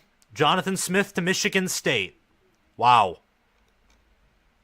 Well, he had a good run at Oregon State. Now it's time to go to another state school and build them up. I'll be reporting on that probably tomorrow or Monday. That's nuts. Good for MSU though. That's an elite hire, I think. Getting Jonathan Smith. Oh, I just hope Michigan can drive down and get a score, but I could totally see Ohio State forcing a punt and then driving down again.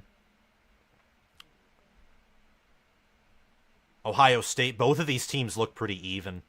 Ohio State looks like they're more explosive just naturally. Michigan is more consistent naturally. And the other difference beside that is just Ohio State's being more conservative. Or at least they were before this drive. And Michigan's been more aggressive. Let's see what happens. Number 2 versus number 3. Does the winner of this game, if one team starts to really control the other, like whether Ohio State jumps out big or Michigan jumps out big, does the winner of this game have the opportunity to take the number 1 seed from Georgia? I don't think so, because they play in the SEC championship game. Mark Ingram's fun. Same, like, the Fox crew is awesome. They really are. They're fun. And they're knowledgeable. Okay, so Michigan, they have 6 minutes and 27 seconds to do something. 2 running backs in the backfield. Donovan Edwards, speed in space, gets about a gain of 5 or 6. So it'll be 2nd and 5. It's basically a run pass is what my friend likes to call it. Yeah. Right, so Michigan's going to huddle. All right. Yeah, Ohio State, I think they have to get a stop in Michigan territory so that they can have decent field. Because Michigan, like Ohio State's going to adjust. Like, I'm shocked it's 10. I'm shocked it's 14-10 right now.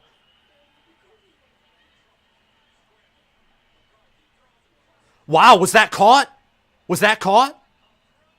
I think that was a catch by Cornelius Johnson. Let's see. Let's see if it was. I'm skeptical as to whether that was a catch or not.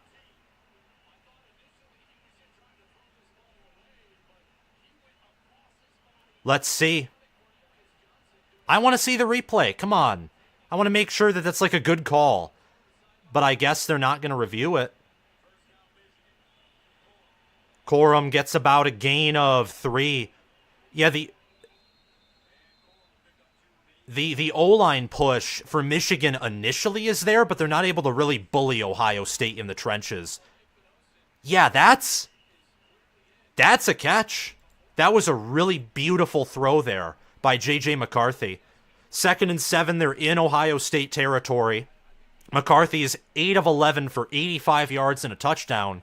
So he's averaging over 10 yards per completion. 2nd and 7 at the Ohio State 48. Michigan going tight. Will they run it again? They do. And Corum gets about a gain of 2. So it'll be 3rd and 5. Looks like someone might be in. Okay, good. Don't want anyone injured. You don't want anyone injured. Tyleik Williams was down there for a bit. Okay, 3rd and 5. 4 minutes and 33 seconds left. If you're Ohio State and you can force a punt, you can drive down and score. If you're Michigan and you get like to 4th and 2, 4th and 1, you probably go for it. Michigan's only 1 of 6 on 3rd down right now. Ohio State's had the better 3rd down conversion percentage because they've had less of them to convert. Roman Wilson motions in. They're going to pass McCarthy, and he's sacked.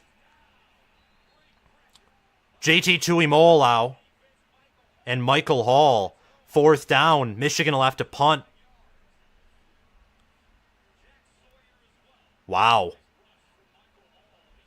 Well, you knew facing this defense wasn't going to be easy. I mean, the way that Michigan has been scoring from the turnover and that one drive, if they were to score here, that it would have been unexpected even by me. 4th and 10, Michigan's going to bleed this clock. Ohio State only has 1 timeout. Tommy Doman will be punting away. Ohio State gaining some of that momentum back. Michigan still with the lead, though. Let's see what happens. Oh, wow. Down at the 2. Ohio State's going to start from their own 2. Michigan special teams with Tommy Doman. What a punt. What a punt. That was a 49-yard punt. Ohio State will have to start at their own 2 with 3 minutes and 23 seconds left. Can they score? Yes. How challenging will it be? We'll see.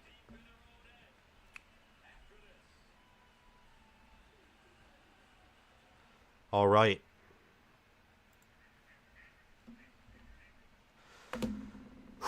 Michigan has 15 minutes and 6 seconds of possession. So both teams are pretty equal in the TOP battle here.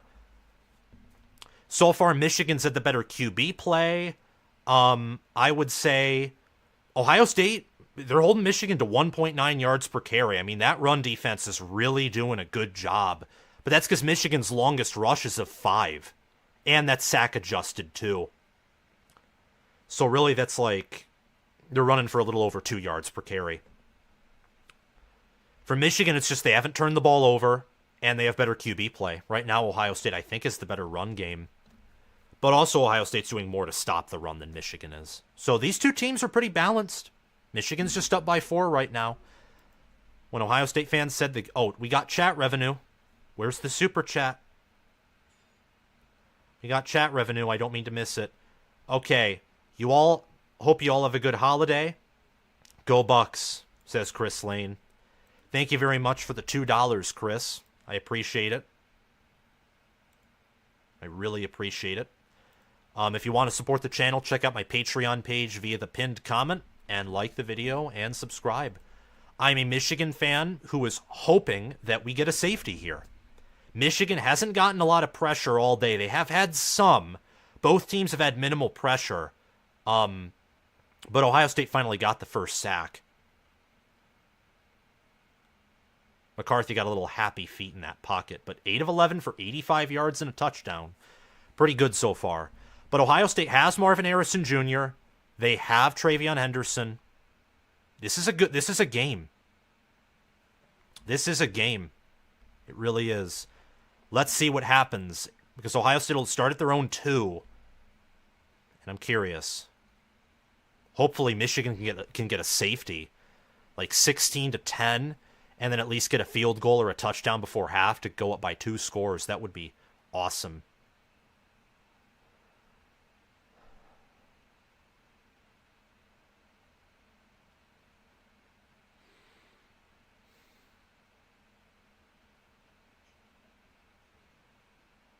All right, and we're back. 98 yards to get a touchdown. Does Ohio State settle for a field goal here to just get some of that momentum? Or do they get a touchdown and take the lead? Let's see. Tommy Doman punting very well right now. Both teams have already scored more than their defenses allow. Henderson's in there. Michigan looks like they're going to stack the box and go really aggressive here. You got to make sure you have gap integrity with TreVeyon Henderson. Henderson gets about a gain of 1. Yup, gain of 1, maybe 2. 2nd and 9. If you're Michigan, you save the timeout. You don't take the timeout here. You take the timeout on 4th down. So now that's 2nd and 9.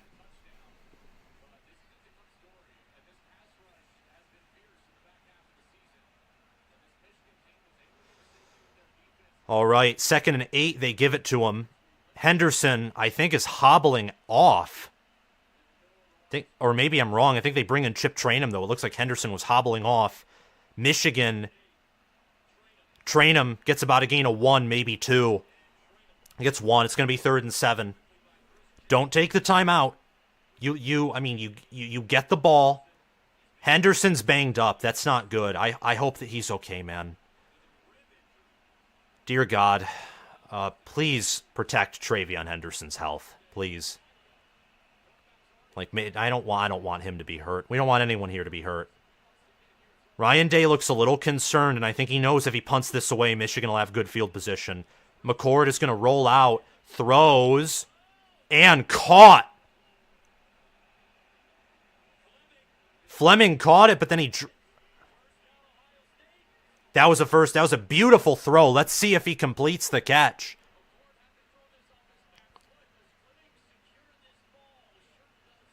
Yeah, he secures it.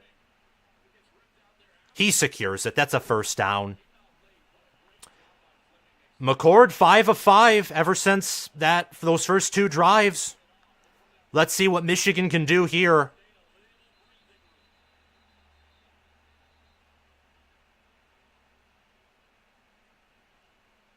And Day's mad.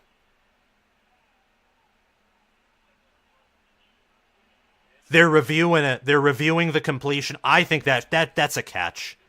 That's a catch. I'll take it because it benefits me, but that's a catch. If you better rule that a catch. That's a catch. He had full control. It was stripped out like several seconds afterward. That's a catch.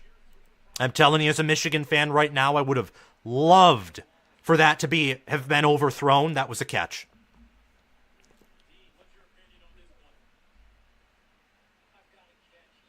Yeah, that's a catch. I mean, the fact that's under review is like crazy.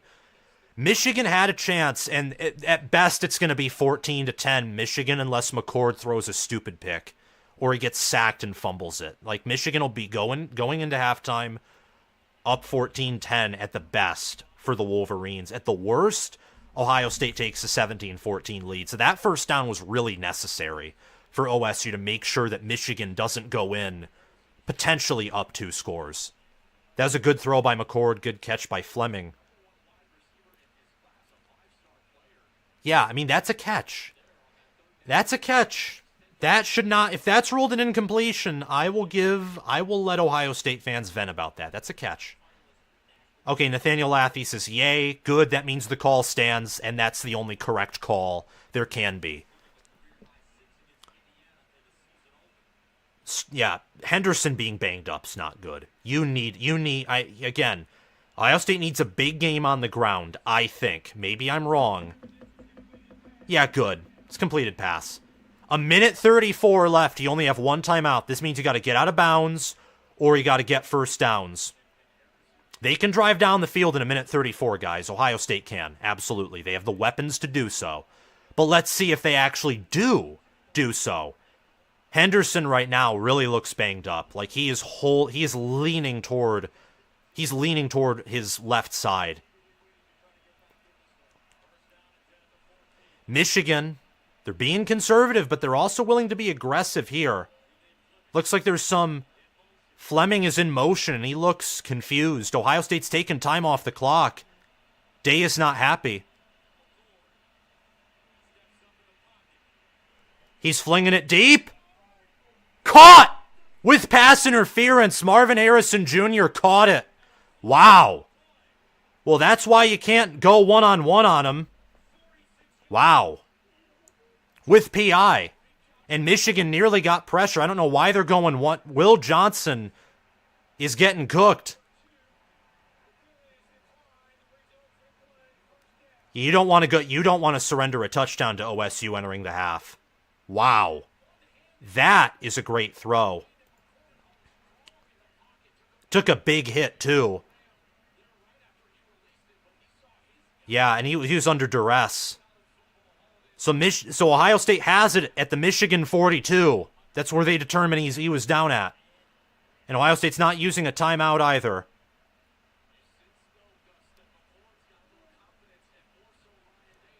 Yeah, McCord looks like a different player now after that first pick. I'm nervous. I could totally see Ohio State getting a touchdown here, and I would hate that as a Michigan fan. Ohio State can win this game. Oh, that was overthrown. That could have been picked off. 2nd and 10. 1 minute and 8 seconds left. Hopefully a pick six. I'd love to see Michigan get a pick six before the half.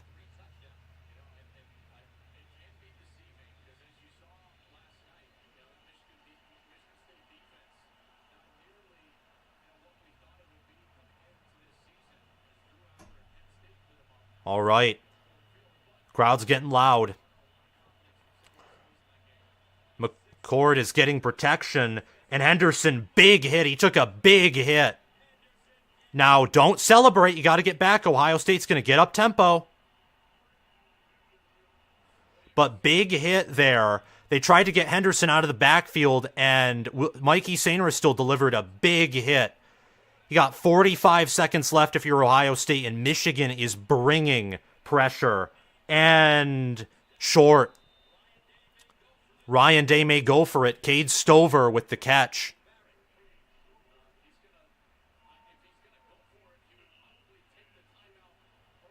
I think Day's going to take the field goal. He's letting that clock bleed. I think he's going to try and kick a long field goal. This is a gamble. If he misses it, you left points on the board. Yeah, he's going to take the field goal. That's what he's going to do. I mean, if fielding has a leg, that's smart, but you're outside of the 30.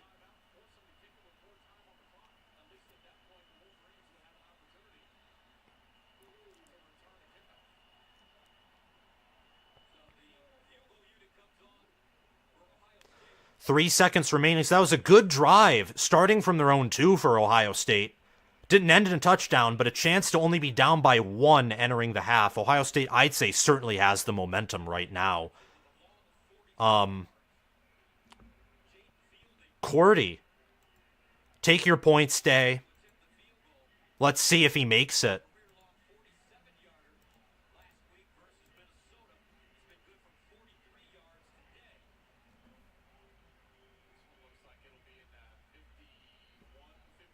It'll be a 52-yard attempt for fielding. I'd say if you're Michigan, I mean, Ohio State probably wouldn't do a trick play from this distance, but I'd say play it safe. 52-yard attempt for Jaden Fielding. Yeah, Day is chasing points. Understandably so.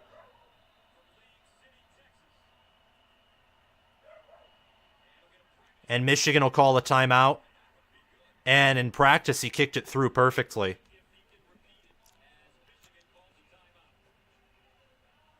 He'll probably make it. It'll be 14-13 entering the half.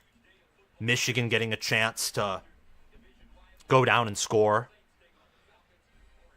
I'm nervous because Ohio State has the momentum. Michigan could have tore that game open. Or they could have kept the lead, and they didn't.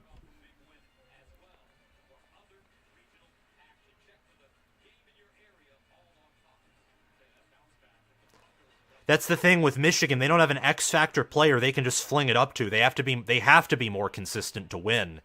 If both teams have equal consistency, Ohio State will win because they can literally fling it up to Marvin Harrison Jr. and get points or get yards. Michigan can't do that with anyone. They have to scheme everything. Come on, Michigan, block it. Block it for a touchdown. That won't happen, but I hope.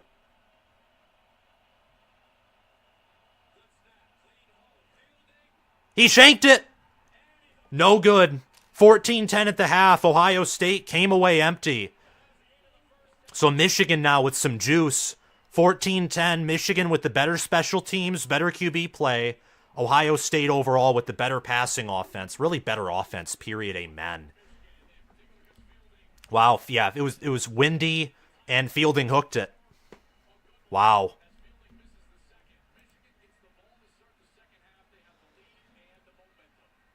All right. 14-10 and Michigan gets the ball starting the second half and they lead. And that's really the difference right now. Michigan's 3 of 3 on fourth down. If you count that field goal as like a fourth down conversion for points, Ohio State's 0 of 1. That's the difference. Is Michigan's finding ways to score points and they're efficient with what they have. Ohio State, you see the greater amount of explosiveness and that high ceiling in the receiver room, but they're not as consistent as Michigan is right now. And look, I mean, Henderson being banged up, that's not good. Trainum's had some success, but neither. I mean, Ohio State has more rushing yards right now. Michigan is using that run game more. If Michigan can keep them honest in the passing game, if you're Ohio State, you need to get a punt and you need to drop. You need to take the lead. That's what Ohio State needs. They need to take the lead. But I'm going to insert an ad, get a drink of water, and then we'll be back. All right, guys? See you soon.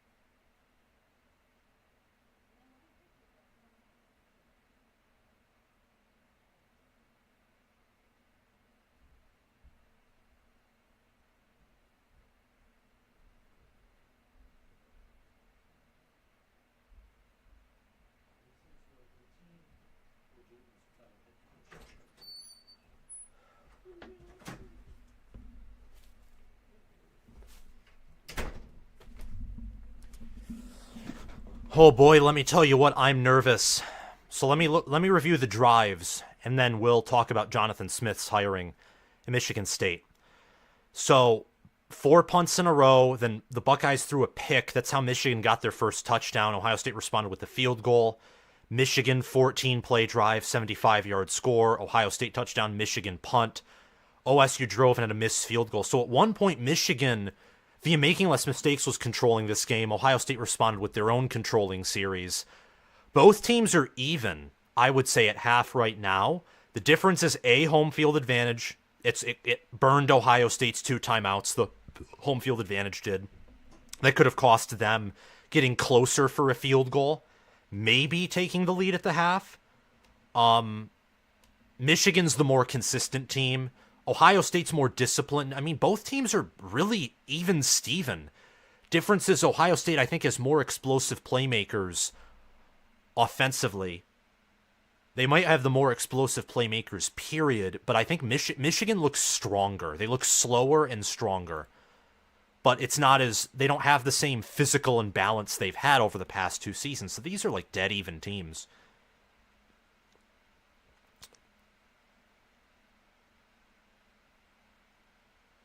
That was an INT, did not have control. No! Stop it.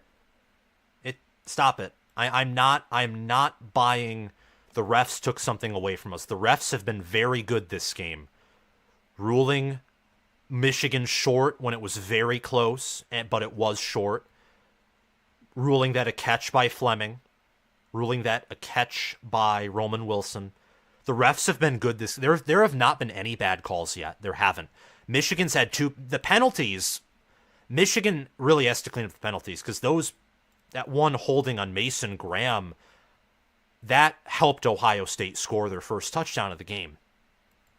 Ohio State's gotten 22 yards in penalties so far, and they have the more explosive run game for now. They have the more explosive passing game for now. Michigan hasn't turned over the football, and they've gone... I mean, it's sort of scary in my head. I'm thinking if this continues how the game went in the second quarter, I'd almost see Ohio State winning. I think Michigan has to make some halftime adjustments if they want to win this, because they got a turnover. They nearly had another turnover, and Ohio State's offense is more explosive right now. They're having an easier time getting down the field than Michigan's is. Both teams are pretty equal in TOP. Michigan thankfully gets the ball to start the second half so they can rest their defense even more. McCord looks better. 12 of 19 for 156 yards, touchdown, a pick. He's had like 4 or 5 total misses, but not bad. Oh, A&M's up 24-14 on LSU. So, look, I think the SEC's overrated. I think we're going to see more of that today, but we'll have to test out that theory.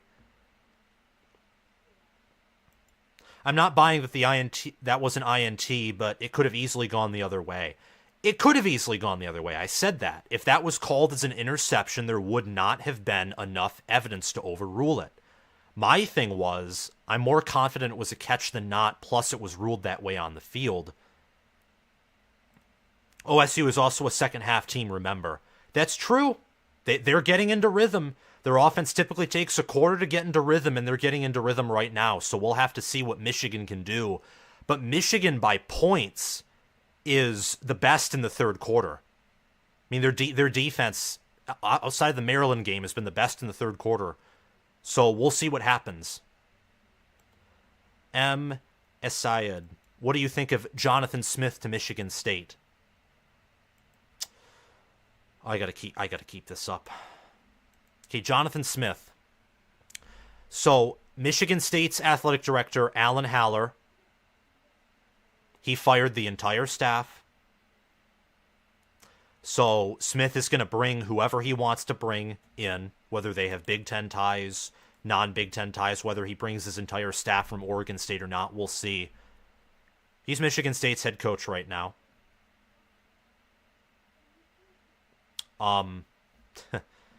I don't know what his deal was, but let me check. Let me read an article by CBS Sports.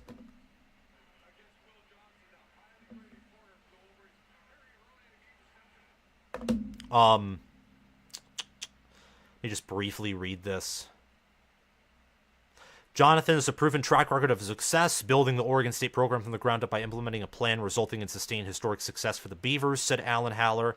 He's been part of championship staffs, like Washington when they went to the playoff, coached in the college football playoff, and understands what's required to be successful at the highest level, learning from some of the game's most successful coaches.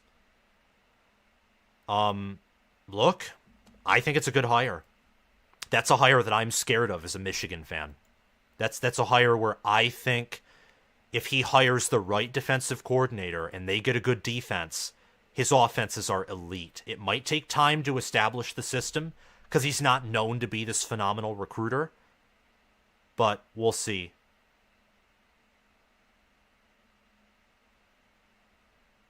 Howdy do, Sam. Hey, everyone. Right now, neither team can run the ball, but both are having success passing. Yes. Ohio State, I think, is having more success passing, but they also want to pass more. The problem is McCarthy looks like the more poised quarterback. Oh, my gosh. Okay. We always have these starts and then hopefully explode in the second half. That's true. Ohio State is more of a second half team than Michigan, but that's more so because Michigan is consistently great for all 4 quarters. Ohio State's really only great for 3 or 2 quarters, typically later in the game. 10-7 Louisville over Kentucky. 24-14 Texas A&M over LSU. Those are the ranked matchups. And yeah, Oregon State, Jonathan Smith being Michigan State's next head coach. I kind of got the feeling that's what was happening for the reason that Oregon beat Oregon State 31-7 last night in a game where Oregon State couldn't run the football. I mean, they couldn't do anything. I mean, Damian Martinez had 13 carries for 38 yards. And you look at the team's stats, Oregon had 10 more minutes of possession. Oregon was more efficient on 4th down. Oregon State was 2 of 6 on 4th down. And Oregon State only averaged 4.6 yards per play to Oregon's 7.1. I mean, Oregon is a machine.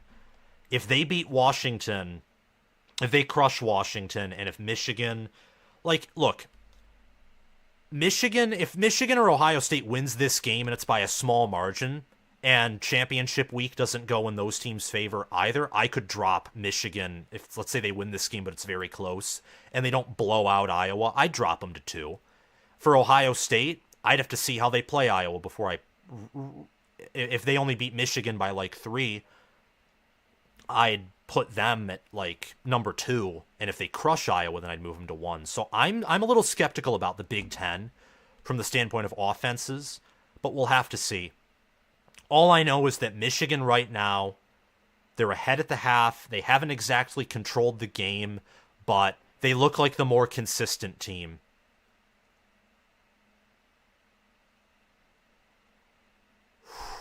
But I'm nervous. I am just telling you that. I am nervous.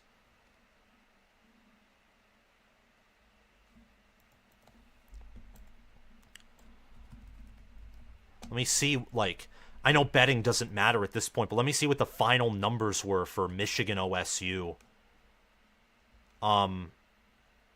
Gosh. Come on. Can I not? Let me see.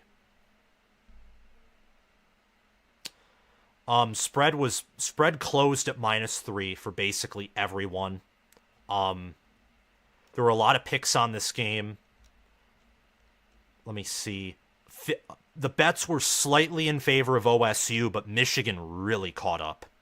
I mean, they really, really caught up. Halftime will be over probably at 2:10, 2:15. It's just crazy. It's crazy. I mean, oh, come on, Michigan. I want Michigan to come out and get 1, because Ohio State's had more big plays right now. They've had 2. They've had 3 big passing plays. Michigan hasn't had a big play. They're just that much more consistent. And I could see Ohio State winning this. Right now, I look, and I would actually right now lean Ohio State to win based off of this result if everything's held constant. Michigan has to do, if they just do slightly better and Ohio State doesn't make insane halftime adjustments, then I think Michigan will win. But Michigan can't come out doing the same thing they did in the first half, because realistically, if not for that turnover, the score's probably 10-7 Ohio State at the half. And that's fine because both these teams are second half teams. But if McCord continues to look like how he did in the second quarter, he's going to get more big throws. Ohio State will probably finish the game like they always do with over 300 passing yards, over 50 rushing yards, maybe 100 if they can open up the run game. I don't know. Both teams have to make adjustments. I mean, when the Ohio State fans were saying, "Oh, that's a game," it's like, don't react that way, because then if you lose, I don't know. If you lose, you can't be calling for Ryan Day's head. That's idiocy. And if Michigan loses, I'll be mad, but I'll try not to melt down because it's not worth it. This is a good game right now. Back and forth. Michigan's made less mistakes. That's why they're ahead. And what should concern Ohio State, even though I think right now they're playing the better game than Michigan just overall, they just had a turnover, is they're on the road. And Michigan in the past has been this more physical team. And Ohio State's dedicating a lot of resources to stopping the run, and consequently Michigan's had some wide open receivers at times. And Michigan's at home. Michigan's shown that they can stop Ohio State's offense as well. I don't know. Just have to see. Really, I can just tell you that I'm nervous, though. Georgia's best win is Missouri. That's not a bad win at all. After that Ole Miss game, I maintained that the better win was against Missouri by 9 instead of Ole Miss by 35. And I maintain that because I think Missouri is a better team than Ole Miss, and I think Missouri would beat Ole Miss by 10 points or so. It was a good game by Georgia. I was impressed in retrospect with their performance against Mizzou. They faced adversity. They still came out on top by 2 scores. Ole Miss was just bad matchups everywhere. Ole Miss doesn't have a defense. And they struggled against Louisiana Monroe and Mississippi State. I mean, I think Georgia took some air out of them. Let me see the other scores around the country. Just, if you're Michigan, just go out. They've gotten some drives together, but turnover for touchdown, that's good. A drive with 2 fourth-down conversions. I mean, I don't know if that's I don't think that's sustainable, but I could be wrong. Let me look at some other Big Ten games. Nebraska, you got to feel for the Cornhuskers. Indiana is down 15-14 against Purdue. I picked Purdue to win. I hope they do. I think they do. I think they're better than Indiana. Wow. I'm nerve-wracked. I am nerve-wracked. I'm briefly, because I think we only have 5 minutes of halftime left, I'm going to do some trivia. But before we do that, I'm going to take one more ad break just to, cool off a little bit. I need to maintain my cool here. See you guys in a few seconds.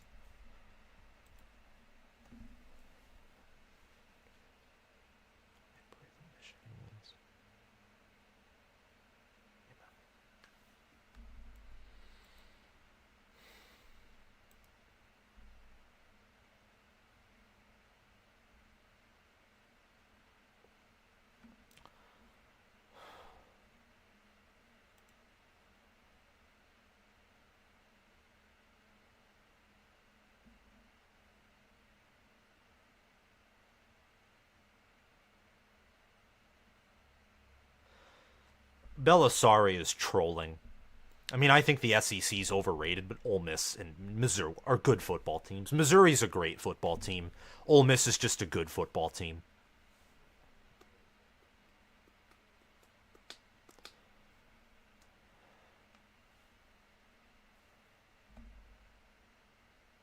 YouTube Premium is great, getting to see Sam take a monster deep breath. Yeah, and I just prayed that Michigan wins because I picked this team to win it all this season. I mean, I really did. Before the second half starts, and it might be starting right now, who has more national championships between the Wolverines and the Buckeyes? Answer in the chat. We'll do a little bit of trivia here. Man, I'm nervous. This I wouldn't be shocked if Michigan fulfills my prediction and they just pull away in the second half.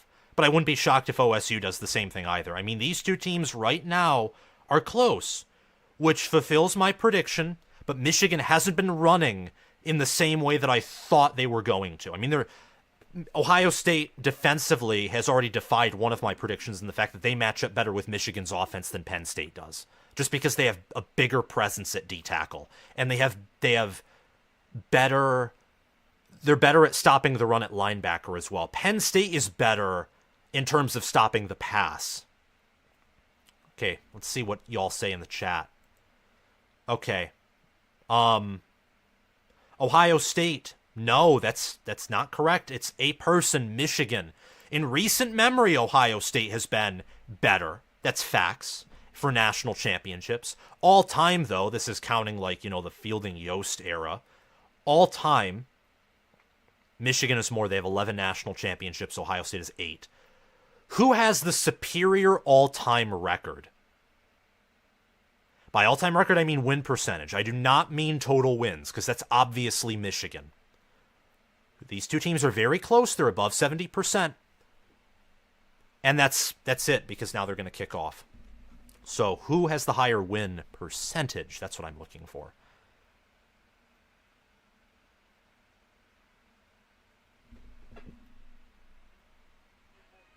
Michigan. No, it's Ohio State. Michigan has won 73.3% of their games. Ohio State's won 73.5% of their games. Day looks tense. He doesn't look confident. He looks very tense. And we've seen this for the past 2 years now. Day's an emotional guy. He sometimes lets things get in his head. Let's see if that happens here or not. Okay.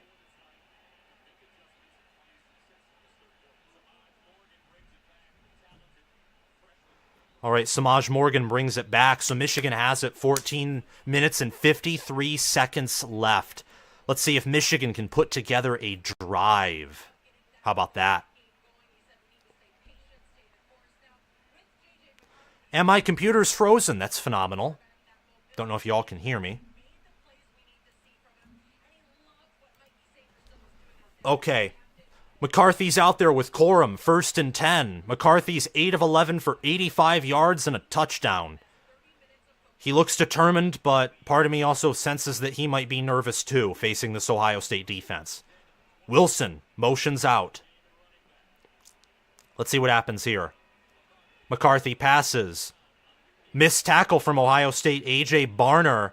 And Barner gets past the Michigan 40. So McCarthy now with over 100 passing yards. Michigan is finding space in the soft coverage. Now 9 of 12 for 106 yards and a touchdown. Loveland is 44 receiving yards on the day. Let's see what Michigan can do here. Come on, Wolverines. Honestly, Mullings is in the backfield. Alex Orji is out there. Why are you out there? What are you doing? Don't fumble.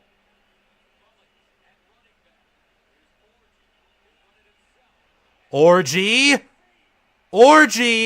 down at the Ohio State 36. That was perfect. It looks like he handed it off on an end around. Honestly, dear Jesus, I hope that Michigan wins. I seriously prayed that last night and at the halftime. Nice block, too. That was, I think, Ladarius Henderson. Okay, they know that they have to run better. That's what Michigan's communicating by putting Orji in, and he stays in. They're communicating they need to run the ball more in a better way.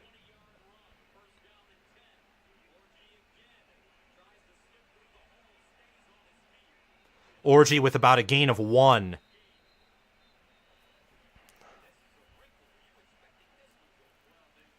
And Orji comes out of the game. McCarthy comes back in. 2nd and 2. That's showing Michigan's not comfortable with how they're running right now. Orji got that big run. Michigan now has 56 rushing yards, and they're averaging 2.8 yards per carry still. Okay, Michigan's chewed up about 2 minutes of clock, resting their defense even more. Let's see what happens here. And they'll hand it off to Corum. Corum spins forward and gets about a gain of 3, so it'll be 3rd and 5. At the Ohio State 32. So Michigan Nice pass. A few runs just to keep Ohio State honest and really test that defense. He had a hole, and if he stood up there, I think Corum could have gotten a first down or got in third and short situation. Yeah, let's see what happens here. Looks like Michigan's lining up tight, basically in between the hashes.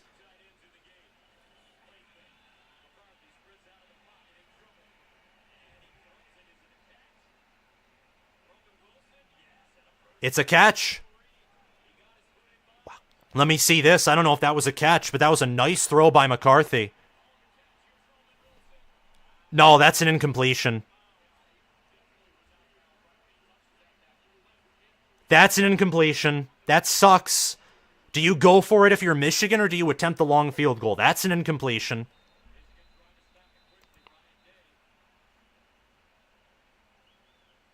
That's an incompletion.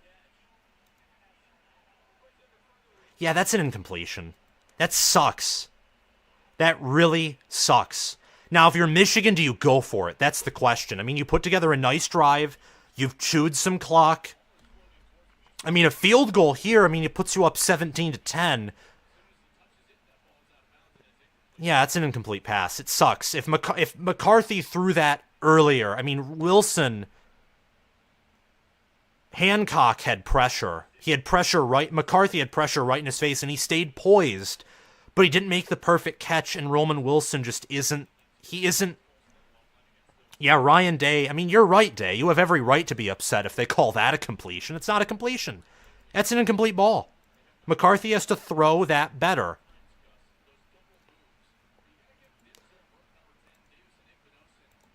But I mean, Michigan here, you're in. Do you try the field goal? That's the question. You came out, you moved Ohio State. Do you call, well, I mean, what do you call this? So Michigan now, 171 total yards. They have more first downs than the Buckeyes. Again, this is a more consistent, yeah, he's handing it off. That's an incomplete pass. Call it incomplete. What are they doing? Call it incomplete. Yep, good call. Now, the Michigan fans, of course, are going to boo, as probably would I if I wouldn't if I was in the stadium. That would be biased. It's incomplete. 4th and 5, do you bring on the field goal unit, or do you go for it? They're going to try it.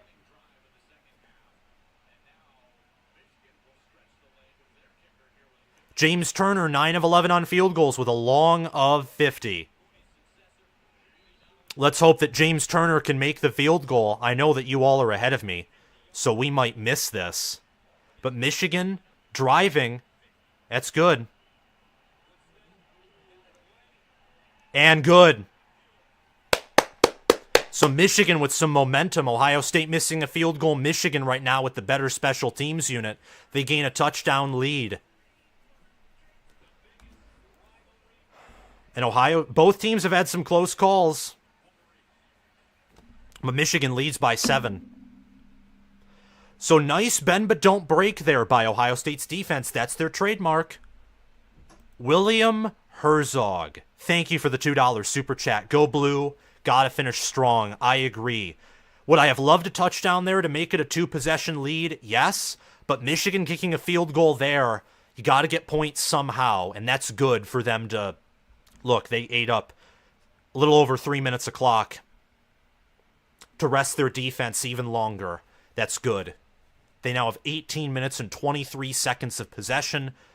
Both teams have 8 first downs. Michigan's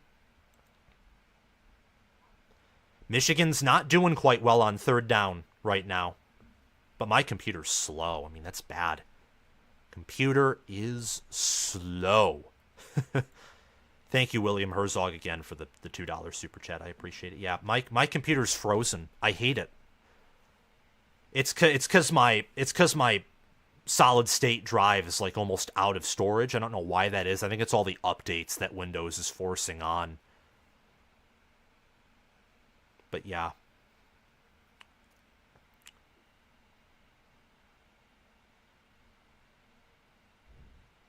Come on, don't crash. Don't crash. Do not crash. Come on.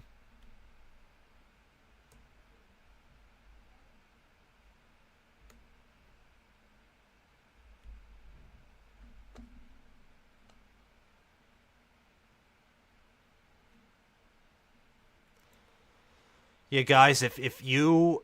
I don't know if you're still seeing this, but I can't see the chat right now. My computer's crashing.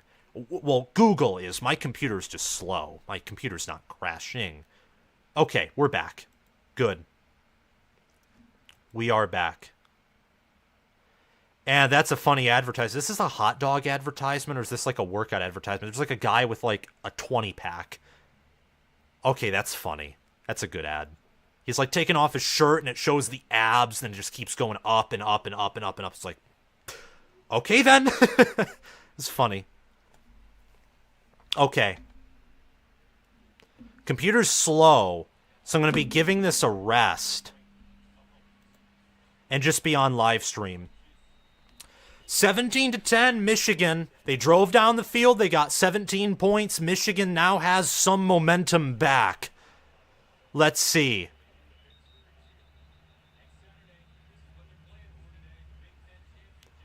Michigan or Ohio State is going to be playing Iowa. And whoever wins this game is probably going to stay at number 2. With how dominant Georgia has looked. Well, I mean, Ohio State's played enough. Ohio State could be 1. Michigan, I don't think, will ever be number 1 in the playoff this season. Unless the SEC, unless Georgia, let's say, lays an egg in the SEC title and Michigan's 13-0. Then they could do that. So Kyle McCord's 9 of 9 since the first quarter for 109 yards and a touchdown. It's actually, I think, inaccurate. He missed a pass. He's 9 of 10 or 8 of 9, I think. And sacked. Cord sacked. 2nd and 13, that was Mason Graham. He had a guy open, but Michigan closed pretty quickly. Okay, go Buckeyes. Let's finish stronger. Thank you, Chris Lane, for the $2 super chat. And if you guys lose today, I want you in the playoff. Like, I crave that rematch for a national championship like I predicted in the preseason. 2nd and 13. So Michigan now with pressure. Let's see what this crowd can do. It is loud. The Wolverines smell blood, but Ohio State smells speed. And Marvin Harrison Jr. breaks a tackle, and he gets a gain of 15. First down, he's a weapon. They're going to have to use him and Stover because I don't think that run game or O-line is going to be doing them any favors. Nice, accurate throw. All right. 1st and 10. 10 minutes, 45 seconds left. Ohio State going relatively tight. Julian Fleming motions out. Wouldn't be shocked if Ohio State runs it here. And they do. And Henderson gets about a gain of 3. 3 or 4 yards. It'll be 2nd and 7, 2nd and 6. Thank you again, Chris Lane, for the $2 super chat. I appreciate you.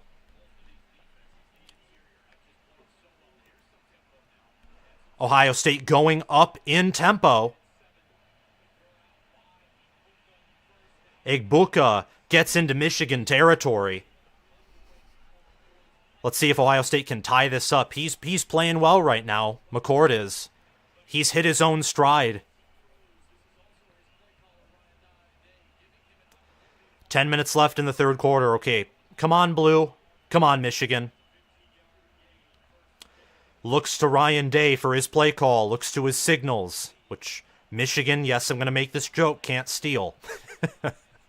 I can be a Michigan fan with a good sense of humor, can't I? I think Ohio State's going to run here, and they do, and there's not much going. Gain of 3. 2nd and 7, again. So Ohio State trying to keep Michigan honest, but Henderson has not broken out yet. I mean, neither has. Orgy's had the longest run of the day.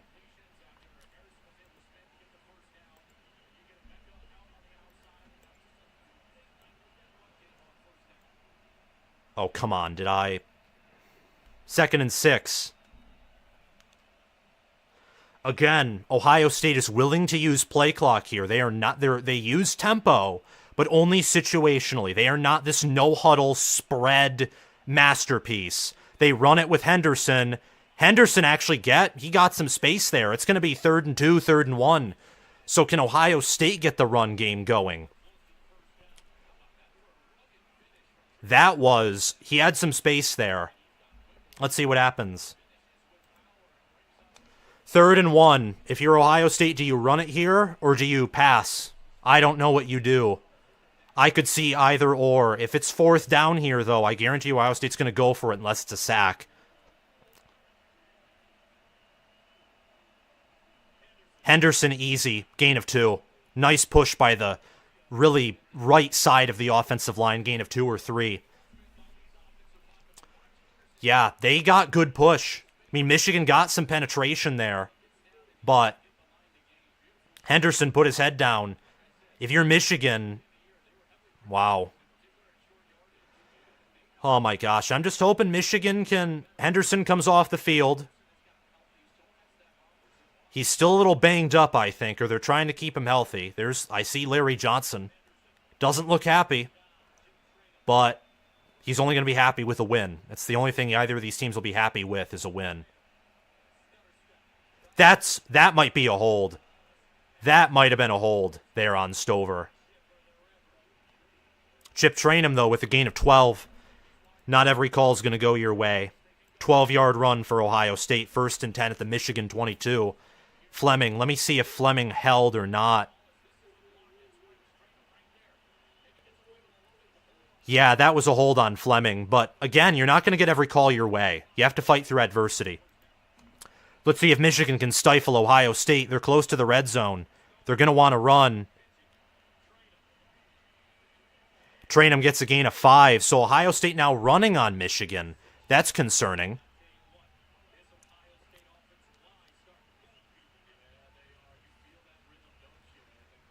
So Ohio State's in the red zone.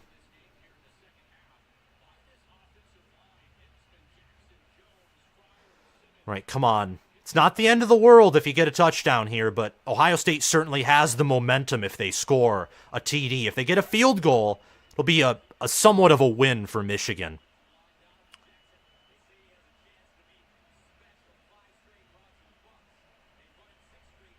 And they get the first down. Michigan being conservative and Ohio State moving them.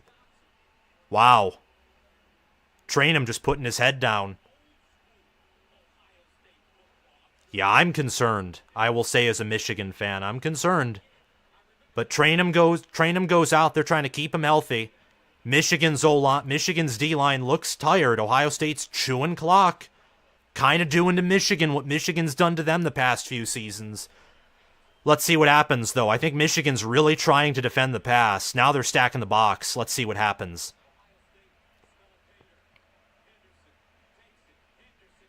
Wow, Henderson 8-yard carry. Michigan really struggling to stop him.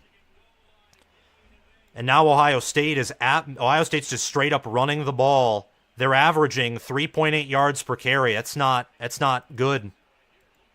Wow. Now they're going to go up tempo. And Henderson touchdown Ohio State. That was a beautiful drive. Wow. And Ohio State now with a 3-minute TOP advantage, and they have a lot more first downs and more yards. I wouldn't be shocked here if the Buckeyes pull this one out. Wow. Yup. Wow. Alrighty. Well, we got a game on our hands, like we all know. Now, for Michigan, what you want to do is you want to do the same thing that Ohio State just did. 17-17.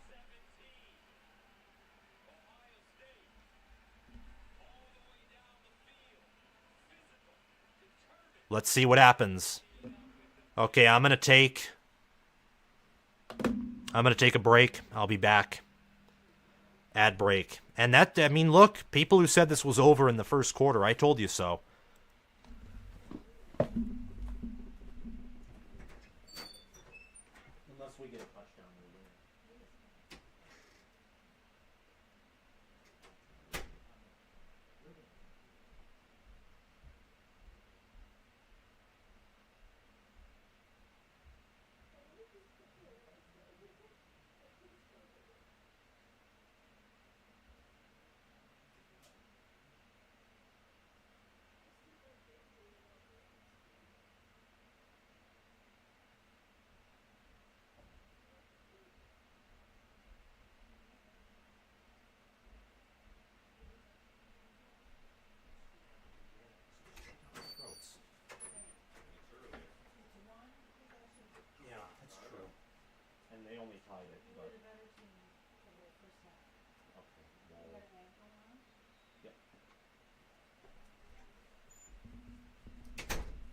Alrighty. Well, Michigan better respond. They better respond.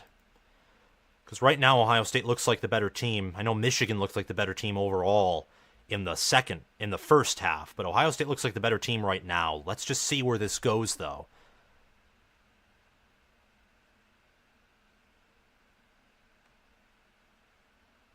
I guess my 19-17 prediction is out the window. No, it's not. Michigan gets a safety and they shut down Ohio State for the rest of the game.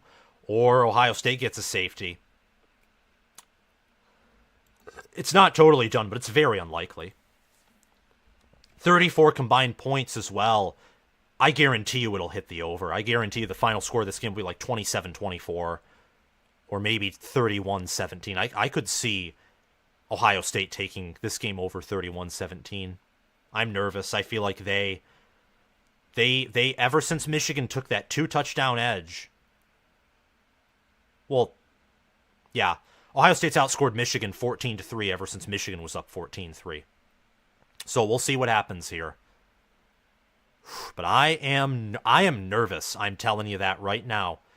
The question is, do we have faith, Michigan, in Sharon Moore to adjust in a close game? And if this game's close in the fourth quarter, I'm telling you, Ohio State, I'd trust Day over Sharon Moore, but maybe I'll be proven wrong. And we're back.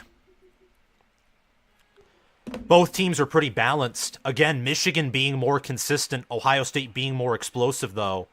And after that drive, I'd say the physicality is pretty dead even, if not leaning Ohio State. Let's see what happens. I mean, Ohio State ran it down Michigan's throat there. We haven't seen that happen since like the first quarter of the 2021 game or the 2019 game with Dobbins. Because Henderson in that first half of the Michigan-Ohio State game he did well in the first half of that 2021 game. All right, 17-17. Michigan lets it get out of the end zone for a touchback. Come on, guys. Come on. And, of course, there's another ad that plays. It's stupid. I'm going to try my best, though, not to get frustrated here.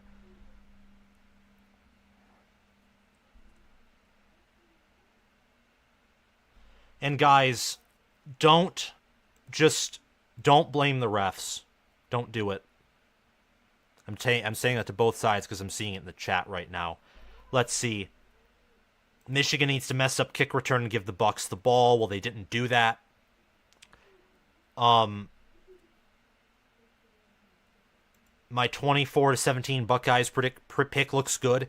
Hey, even if Michigan wins, that's a good pick. Because this was a close game for 3 quarters. And it's like what College Football Nerds said.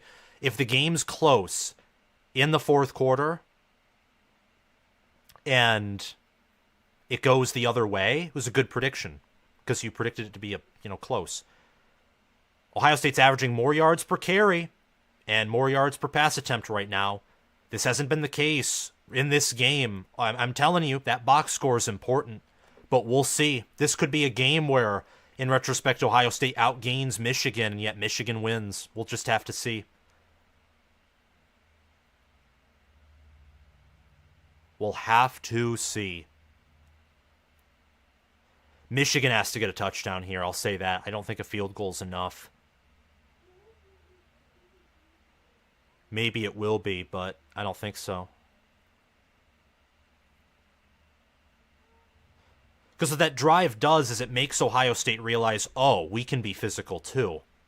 Unless, of course, for whatever reason that was a fluke drive, and I don't think it was. Okay.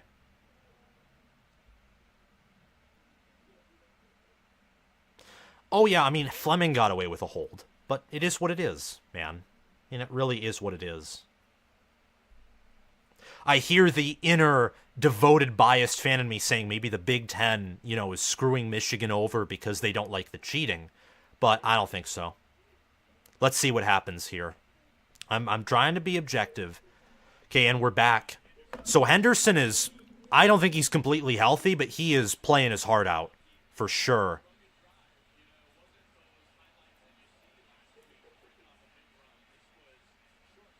Okay. We'll see what happens here. I'm going to see friends for my birthday celebration in 2 hours and 30 minutes, and this game will be over well before that. Probably be over by 3:30. Probably just one more hour of this game. All right. These rushing offenses were pretty even-steven until Ohio State came out. J.J. McCarthy is back there with Corum. This Ohio State defense looks confident just in their composure, but they're not playing it safe. They're going up close to the line of scrimmage.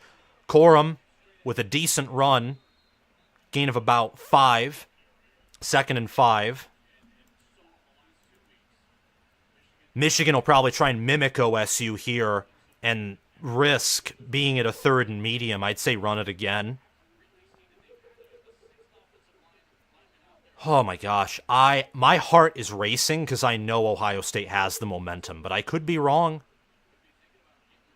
Light box from OSU, wouldn't be shocked if Michigan runs it here. Loveland comes in. McCarthy is going to pass, and it's caught by Colston Loveland at the Michigan 40. That was a threading the needle by J.J. McCarthy. He's now 10 of 14 for about 120 yards close. Very poised. Couldn't have thrown it better. That was only going to Loveland. It's really good. Okay. My heart's popping out of my chest. And Colston Loveland spit some blood. Took a big hit toward the end. 1st and 10 at the Michigan 40. Edwards nearly had a hole, but he thankfully powers forward for 4 yards, 2nd and 6. Sonny Styles with the tackle. It looks like he had a hole for a minute. Let's see. I think Ohio State just had better gap integrity. Yeah, there was a hole. There was a hole, but Styles was able to get through the blocker. Otherwise, Edwards could have been gone for like a 20-plus yard run. Yeah. All right. McCarthy going to throw. And McCarthy's going to run. He'll pick up the 1st down and more. Get down to the Ohio State 41. Nice scramble by J.J. McCarthy. That's something that Michigan has that Ohio State doesn't. They have athleticism at quarterback to run. Ohio State right now looks like the better interior run team. Michigan is the better outside run team. 1st and 10 inside Ohio State territory at the 41. Don't get too cute, though. Checking the play. 3 minutes and 13 seconds. Michigan really needs to rest their defense here after that physical drive by Ohio State. And they'll run it with Corum. Corum gets just a gain of 1. 2nd and 9 at the 40. Again, that bend but don't break defense is working. Michigan only has 200 yards. Right now, the TOP is pretty equal, but Michigan's just had shorter fields than OSU. Yeah, Ohio State is basically saying if you're going to gain on if you're going to gain on us, you got to pass. Michigan's been successful with that so far, but as you get closer and closer to the end zone, it gets tougher. 2nd and 9. See Tommy Eichenberg, Tommy Two Thumbs as they call him. Michigan lining up tight with a bunch to the right of McCarthy. Edwards is to the right of him as well. They motion out. I think that's Tyler Morris. Oh, Colston. A.J. Barner. Wow, so Michigan passing now. Beautiful pass there by J.J. McCarthy. A.J. Barner just came out. He was faking a block, and then he came off the block because the tackle was available. It was a nice play. So now, inside the Ohio State 25, Michigan is the more consistent passing offense. They want to stick more with the run, but they're able to get, and unfortunately, is that Drake Nugent, number 65? No, that's Zach Zinner. Oh, that sucks. Oh, my goodness. I hope he isn't down for too long. McCarthy now 11 of 15 for 134 yards and a touchdown. It's pretty good. Michigan now with 11 first downs, 218 yards. They're burning some clock. They're compensating for that drive. If they can punch it in here, that'll be good. Okay. Beetle. I know it's sarcasm.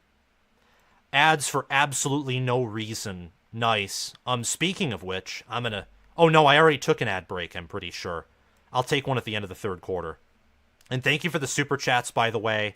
Thank you for the Patreon support. I know I saw someone put in like a $5 Patreon. Hopefully my computer just didn't freeze again. Only 17 minutes left in this game, and I'm telling you, both teams are looking pretty equal. Michigan looks more consistent. Ohio State doing what they can do and being more explosive. You know, we got over 400 concurrent viewers. That's awesome. Like this video, subscribe to the channel, click the notification bell. And Michigan now is more total rushing yards, but they're averaging again for less yards per carry. So Michigan, more explosive in the passing game, just from a consistency standpoint, because McCord has had more incompletions. Both teams have had one sack and a TFL. Both have had one pass defended, but that's because both defenses are playing very conservative. The defenses, I feel like, are winning this game overall. I hope Zach Zinner's okay. That'll be a huge issue for Michigan, bringing in a backup offensive lineman. Both teams are pretty equal in physical terms, and I didn't say that in my preview. I thought Michigan would be more physical, but I knew that Ohio State would catch up to them. Let's see if Michigan scores a touchdown here, how Ohio State responds, or maybe Ohio State forces them into a field goal, at which point I think the Buckeyes still have the momentum. They'll just happen to be down. Louisville's up 24-21 over Kentucky. A&M is up 24-21 over LSU. If LSU loses that game, let me tell you something. There will be competitive pressure on Brian Kelly, no doubt. Let me read some more chats here. Georgia owns these teams. I don't know. I think Georgia's offense would have as much success against these defenses as either offenses right now. And I think these offenses would have more success against Georgia's defense, who struggles against the run.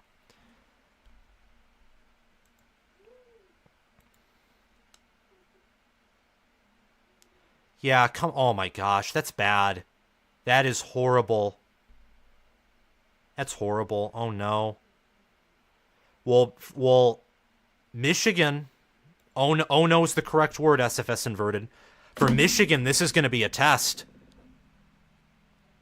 This is emotional. This is emotional for Michigan more than it is OSU. This could be the moment where Michigan falls apart. This could be the moment where Michigan rallies.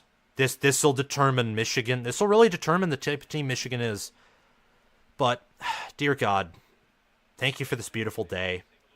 Thank you that these young gentlemen, these young men, these leaders, that they're competing and they're playing hard, and many of them will have great futures. Many of them, I'm confident, know you. Thank you for college football. And thank you for Zach Zinner and for all the Michigan and Ohio State players. We pray for Zinner's health. We pray for both of these teams' health. And we pray just that spirits aren't broken. Even though we know that with the stakes of this game, spirits will probably come away broken. But for the physical health and mental health of these players, we ask that you show your power and your love. Amen.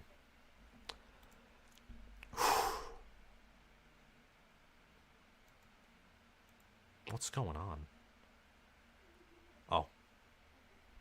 We're somewhat back to normal. And now I'm freezing. I'm going to open Task Manager and close some of my apps because they're just annoying. Zinner looks okay, but he's probably done for the season, I assume, with that type of injury. It looks like his ACL or something's just done. Okay, we're here with you, Zinner. We don't care whether Michigan wins or loses. We'll be here for you. It'll be disappointing if they lose, but, you know.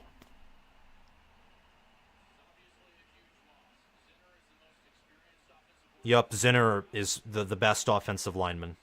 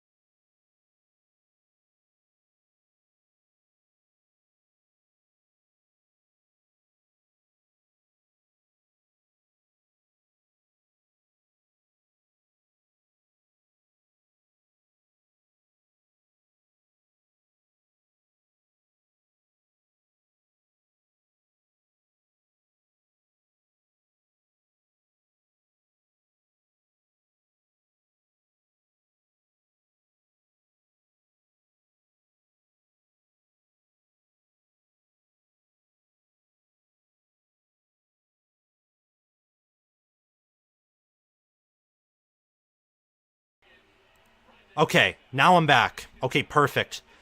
Michigan now has, like, all the momentum. Michigan's now outgaining Ohio State in total yards. They're outgaining them in TOP. They have more first downs. 2nd and 8 at the Ohio State 18. The more clock melts off for Michigan, the better.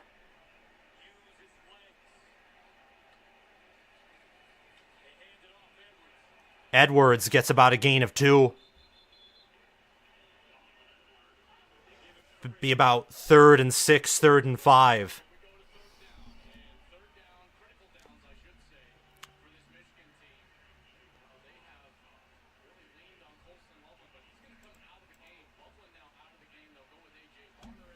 All right.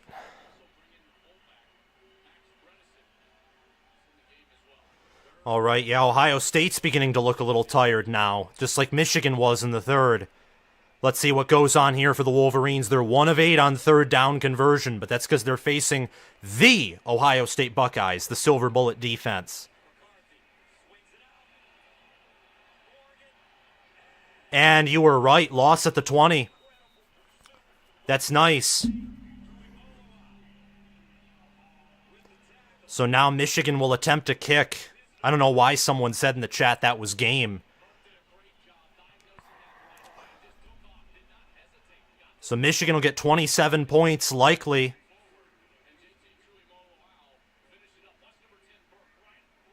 Yeah, Burke blew that up. I don't know why you try a screen pass there. It would have been better to run it. Some of Moore's play calling has not been awesome. And it's good. So with 11:57 remaining, Michigan with a 10-point lead, 27-17. If you're Ohio State, you got to be consistent. You got to score a touchdown, and I'd say quickly. Michigan now with a 4-minute and 3-second possession advantage. All of Michigan's scoring drives outside of the first one inside the 10 of Ohio State have been 3 minutes or more off the clock. Michigan has not had a lot of explosive plays. Let me read you some statistics here. Michigan, 116 rushing yards, 4 yards per carry, and 2 rushing touchdowns. Michigan is averaging more yards per rush and more yards per pass. That was a nice trick play by Donovan Edwards, by the way. 27-17. I'm hoping that my team, the Wolverines, can hold on here. Double-digit lead with under 12 minutes, though. Let's see what the Wolverines can do.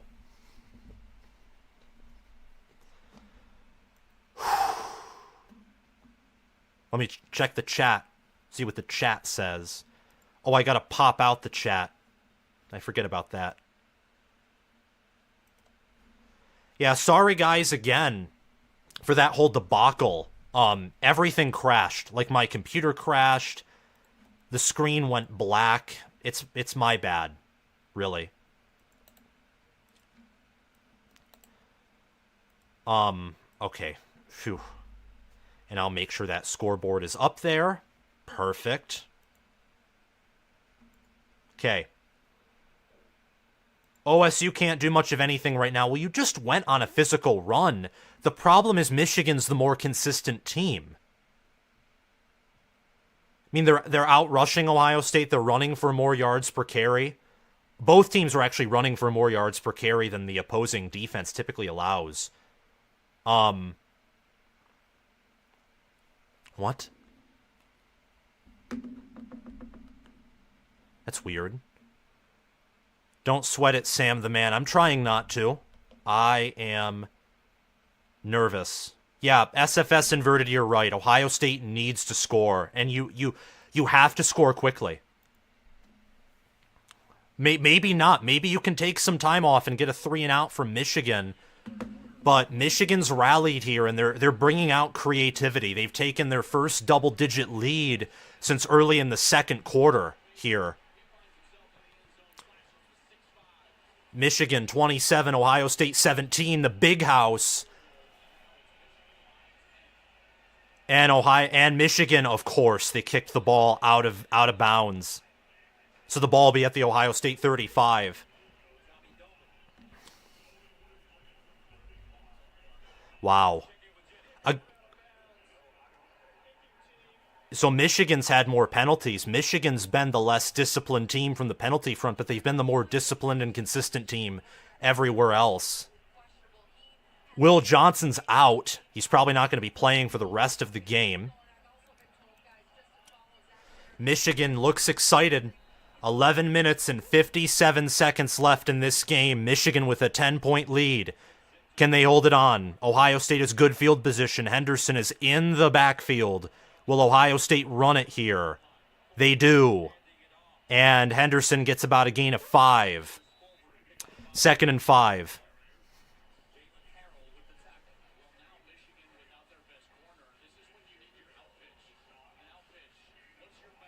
Yeah, Michigan's without Will Johnson. That's horrible. They're putting Sainris still on Will Johnson.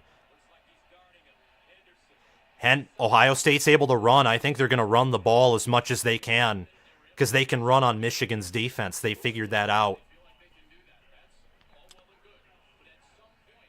That's the question, is can Michigan stop them here? If Michigan can force a punt and get a few first downs, it begins to look bleak.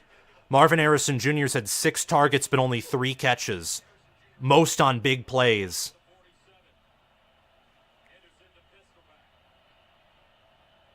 Play action. Catch by Julian Fleming. Wow. Beautiful throw by McCord. And Rod Moore couldn't cover him. Let's see if Michigan can force a field goal here. Oh, I'm nervous because Ohio State's going down quickly like I said they needed to. About 10 minutes left in this game. Can McCord keep his composure that he's had since that first quarter? Especially with Michigan having some injuries defensively and offensively. What will happen? Incomplete. Threw it low. That might have been a first down. 2nd and 10.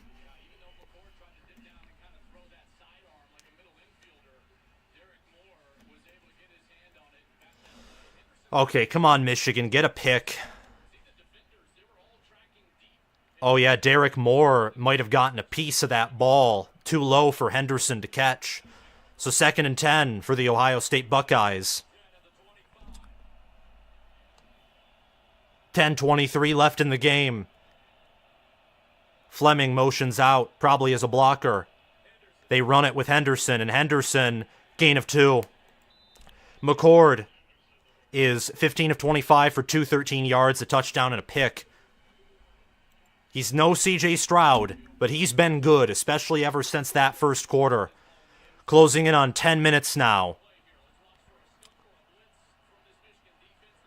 9 minutes, 59 seconds left in the game. Clock is a-ticking. Jesse Minter, let's see what he brings. Does he bring a blitz? Does he bring stunts? What can McCord and Ohio State do? Time is winding down. Henderson motions out. Maybe a screen. No, Xavier Johnson motions back in, pardon me. And they hand it off to Xavier Johnson, and Johnson gets the first down on a run.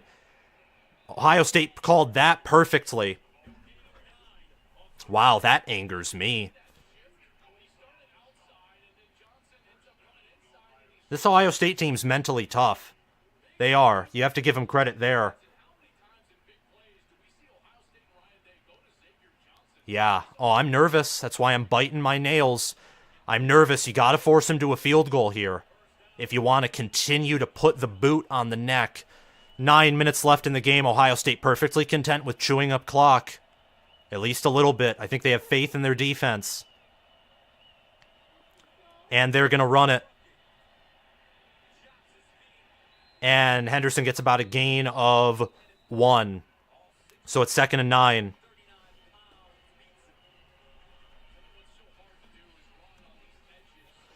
Yep. And Michigan will substitute out. Yeah, Michigan's run defense is really good. It is really good. I mean, Trainham's been more efficient in this game than Henderson has. 2nd and 10. Can Michigan get a sack here? Some pressure. Something.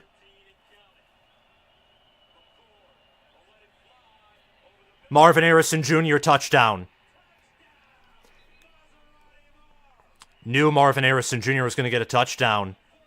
So Ohio State still in this game with 8 minutes and 5 seconds left. They respond. Gosh darn it. Oh, come on, Michigan. Yeah, I think both of these teams, I think if they played neutral site, this would go down to the wire. Just got to hope that Michigan doesn't choke this away.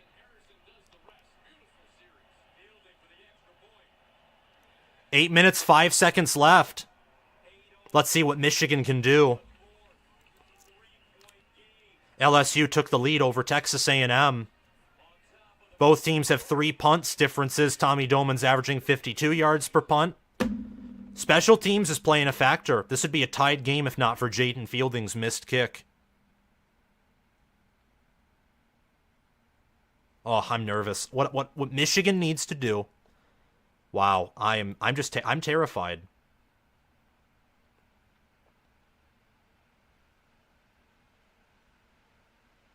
Your banner clock needs to be refreshed. Thank you, Marcus Aurelius Maximus.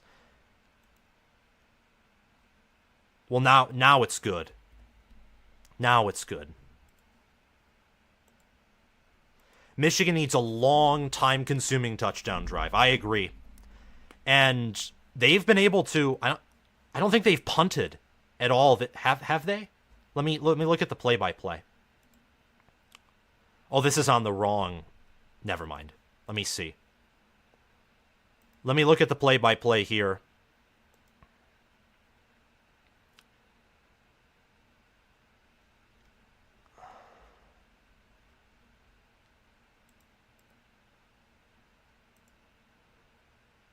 Yeah, Michigan hasn't punted. They've had 3 scoring drives, but 2 of them have resulted in field goals. So, Michigan, I'd say touchdown here. Because Ohio State, I know they can get it. And that's why I'm nervous. Because I feel like this Ohio State team is more mentally tough than they ever have been before. Physically, I don't quite know. But mentally, yeah. Ohio State has 9 less rushing yards, almost about the same amount of carries. Michigan's still averaging more yards per pass attempt and carry. Let's see if Michigan can clutch up here and what they can do.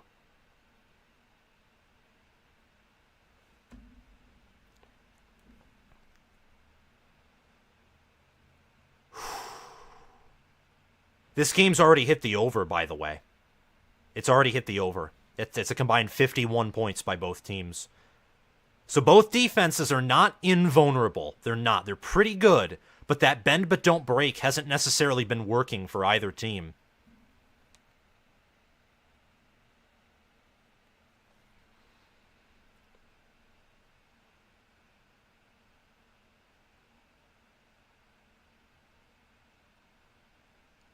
Oh, I'm nervous. Michigan's led in like ESPN win probability the whole game, but that could mean nothing at the end. I hate this.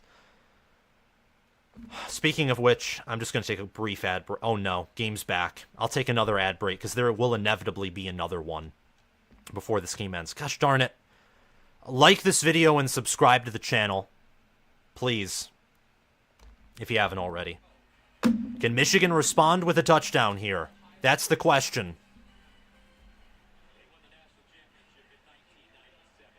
McCord, 16 of 26 for 227, 2 touchdowns and a pick. Looks a lot like Stroud's stats. Difference is Michigan isn't getting too many big plays.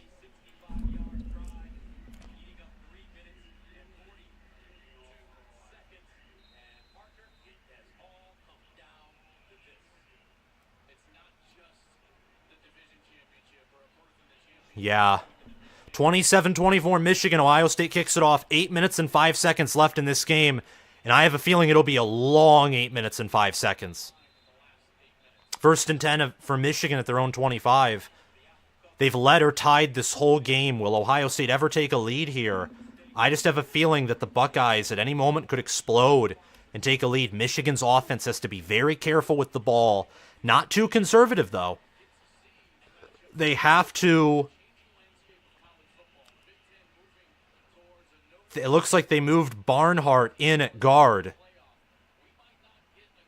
Let's see what Ohio State does against this Michigan offense. Maybe they force a punt here and have an opportunity to take the game in control. I hope that's not what happens.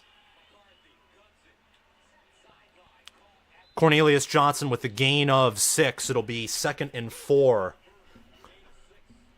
Michigan just needs to work that clock, and they need to get into the end zone while doing it.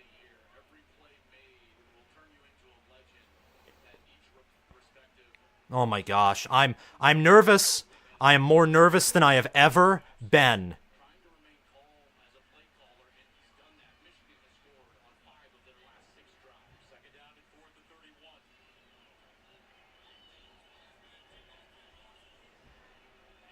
Come on. Come on. Come on, Blue. Oh, Michigan might have to use a timeout.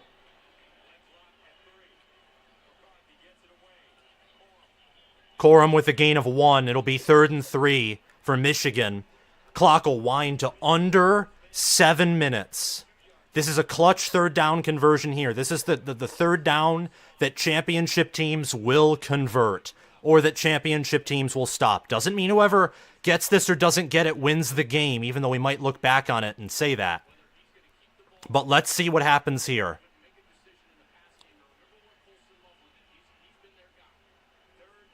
Does Michigan run it here? No. They pass. Caught! 1st down, Michigan. Cornelius Johnson with a clutch catch. Yeah, that was a good... Ohio State's been better on 3rd down than Michigan has. Some people say that should be an OPI.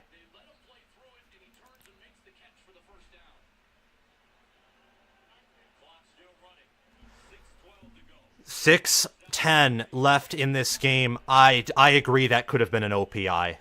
Michigan might have gotten away with one right there. But both the calls here have been relatively equal. Corum with a lane gets about a gain of 6.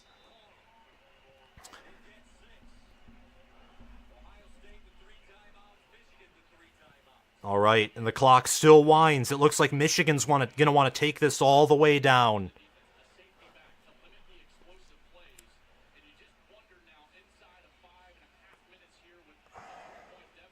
Let's hope that if Michigan get a big touchdown run here, that would make my birthday. 5:24 left in this game. 2 running backs in the backfield. Ohio State looks to be conservative. They run it with Edwards, and Edwards picks up the 1st down.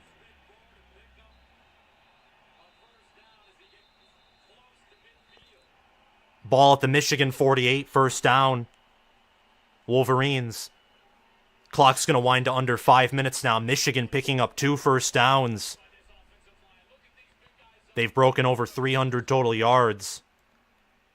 Michigan getting a hole.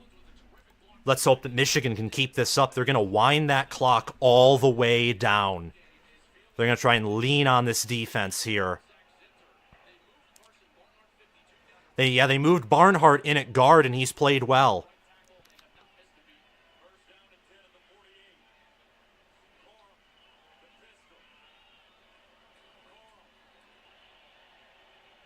Corum gets a gain of 3 or 4 into Ohio State territory.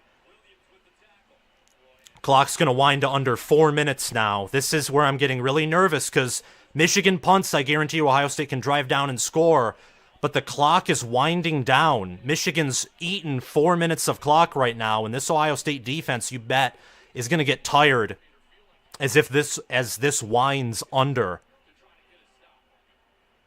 2nd and 6, 3 minutes, 55 seconds left. Jim Knowles holding his coffee cup in the booth, scratching his beard. We'll see what he brings.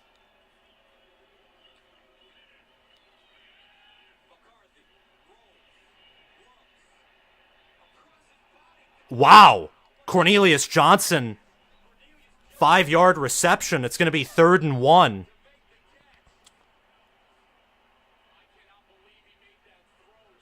Wow, and that, if he threw it a little closer. Wow. That's crazy. 3rd and 1. Let's see what Ohio State does here. 2nd and 10 on 2 of 10 on 3rd downs. You guys are ahead of me, so you know what's going to happen here. Easy. Easy. 1st down. 3-yard gain at the 40. Wow.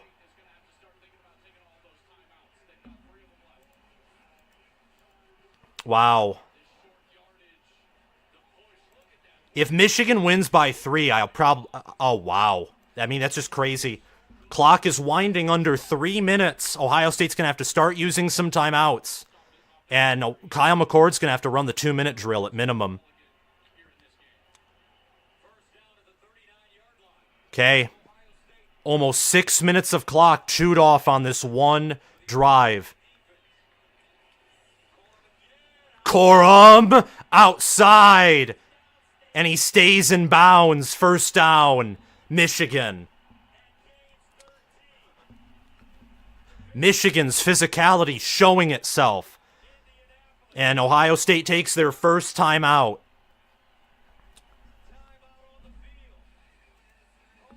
Wow. Game's not over, guys. Game's not over. But I'll tell you this. Michigan is averaging 4.3 yards per carry, and they have nearly 50 more rushing yards. So they're averaging about an extra 2 feet per carry. That's just nuts. Michigan, they haven't even showed the TOP. They haven't updated it on ESPN, but yeah, that's nuts. Okay, I'm encouraged, but I'm still skeptical. I need Michigan to pick up 1 first down. 1 first down.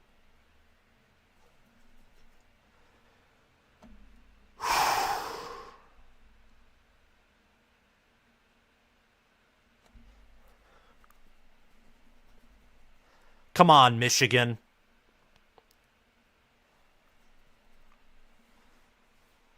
Oh, come on. Come on, Blue. Both have 18 first downs. They're equal at 334 total yards.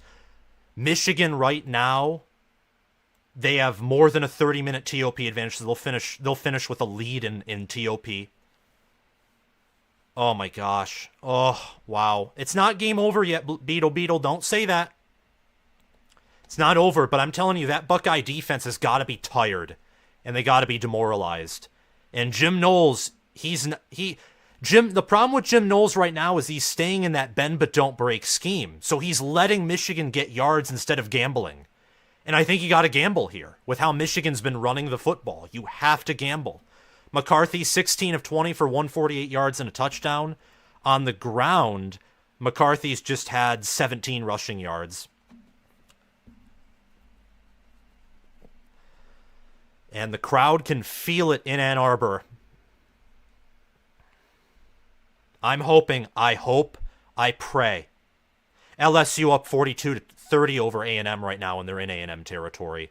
Kentucky is going to beat Louisville, I think. So that takes, if you're an Ohio State fan or a Michigan fan right now, you're rooting probably for Louisville to lose this game and then beat Florida State if possible, because that takes a playoff contender off the map. It also makes the Big Ten look better because Penn State will now jump Louisville and be in the top 10.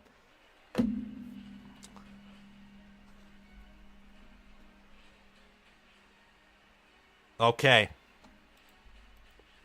Just get to the game. I want the game. Come on, get to the game. Okay, Ohio State has 2 timeouts left. 2 minutes and 7 seconds left overall. Let's see what Michigan does. Ohio State's getting more aggressive now. Corum, gain of 2. And Ohio State takes another timeout. Michigan inches closer. So Ohio State, if they get a stop, Michigan will have a field goal attempt. Okay, I'm taking an ad break here, and then I'll be back.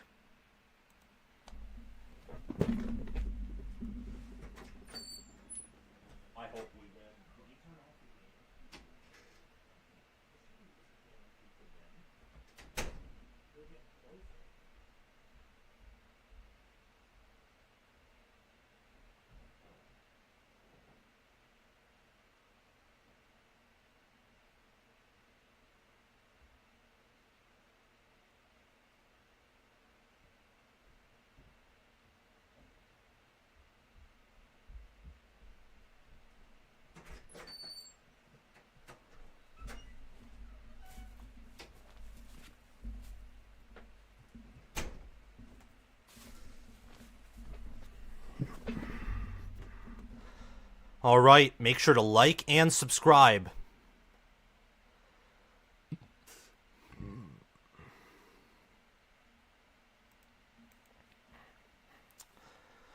Yup. Oh my gosh. Yup. Michigan's drive is almost 6 minutes of possession. They have 32 minutes and 3 seconds of possession compared to Ohio State's 20. I mean, Michigan could literally end the game with a 10-minute possession advantage. I doubt that happens, but they could. Let's see.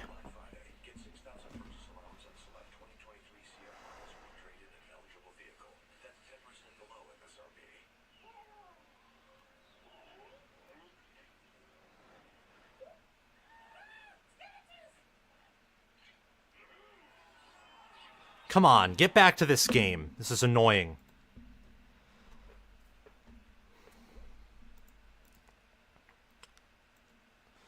Okay, Michigan now, 154 rushing yards, 4.3 yards per carry, 2 rushing touchdowns.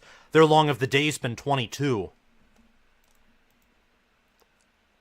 This is annoying, because I gotta pee. And then I'm gonna have to make a reaction video to this that'll be 20 minutes long. Okay, come on.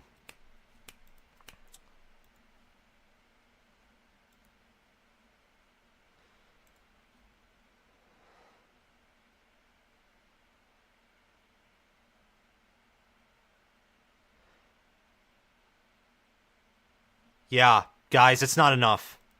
The game's not over. I'm seeing people think this game's over. It's not over. Michigan has to pick up one more first down, and then the game might be over. It's not over if Ohio State gets a stop here.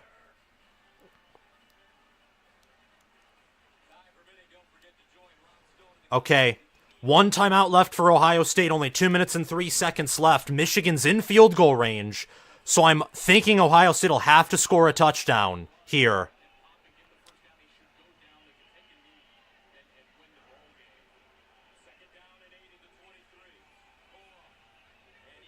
Corum doesn't get it. Gets about 2 minutes, or not 2 minutes, 2 yards, so it'll be 3rd and 6.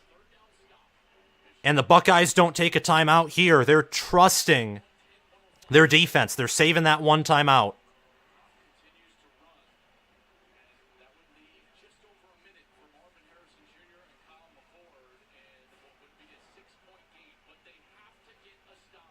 A minute 30 seconds left. Michigan willing to eat up that clock.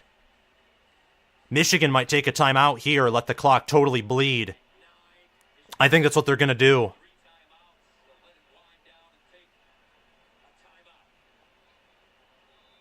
Yeah. Minute 15 left in the game. Michigan takes a timeout to bleed that clock all the way down.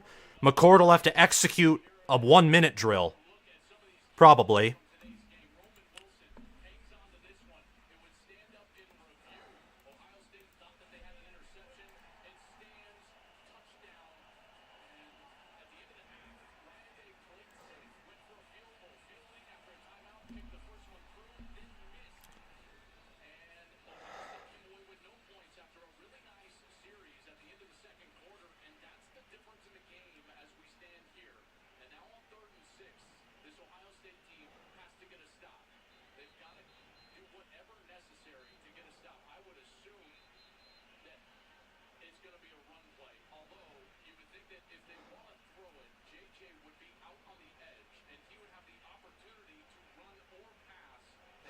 Oh, I'm nervous. I feel like Michigan's somehow going to blow it, but I don't know. Come on, Michigan.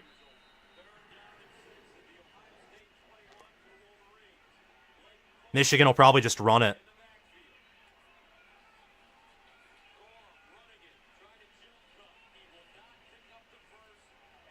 Yup. Gets about a gain of 2, forces Ohio State to burn that final timeout. So Ohio State will get the ball back with a minute left. No timeouts.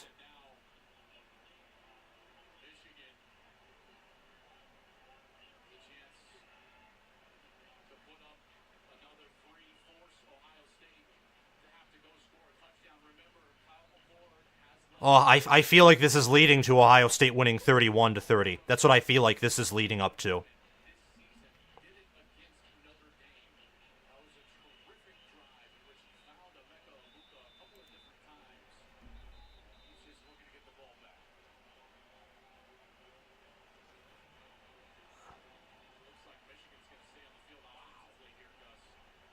Michigan's going to stay on the field offensively.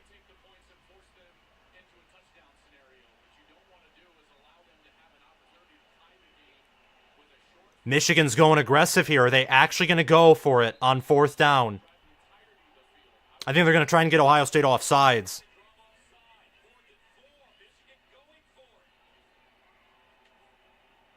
Yeah, they're going to try and draw.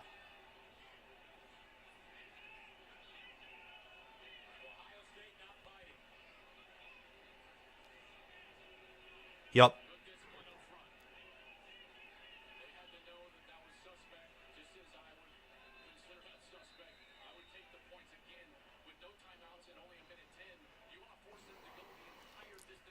Yeah. Problem is Ohio State doesn't have any timeouts like they did against Notre Dame. So we'll see. This is a closer game than I thought it was going to be. But if you're Michigan, I'm nervous.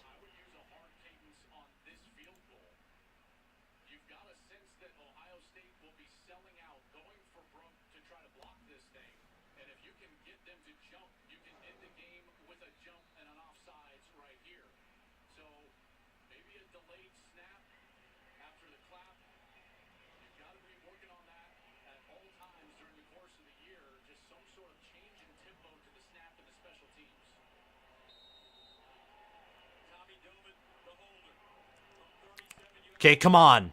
Come on. Make it, and then sack him.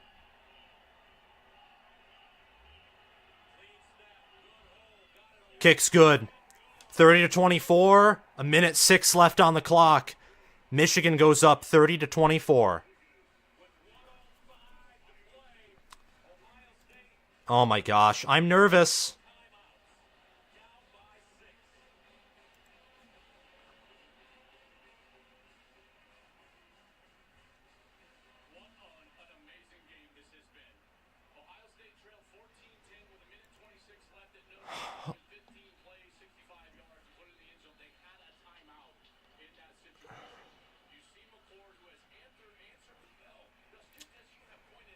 Come on, Michigan. I don't want to lose by 1 here. This is on my birthday.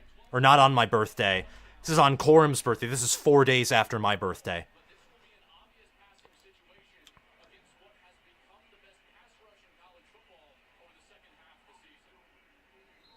Okay.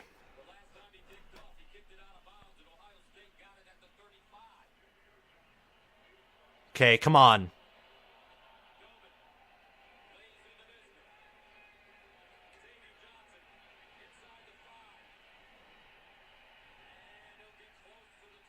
So that took off 6 seconds and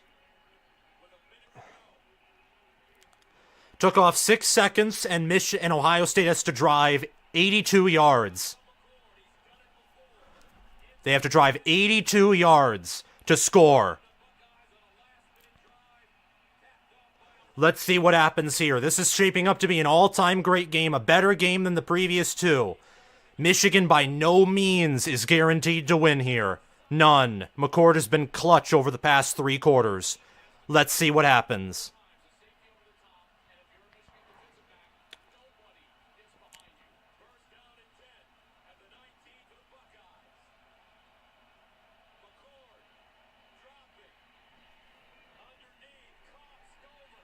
Incomplete. 2nd and 10 with 55 seconds remaining.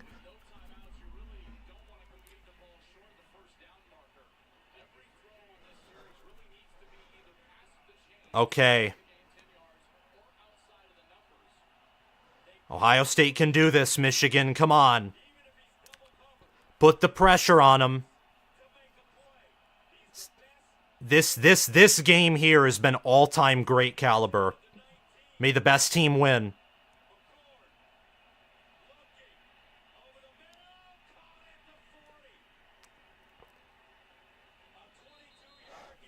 .48 seconds left. Marvin Harrison Jr. has it at the 40. The clock will wind once it's set.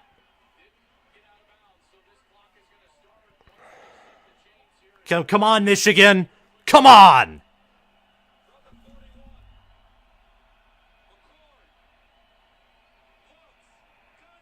Oh my gosh.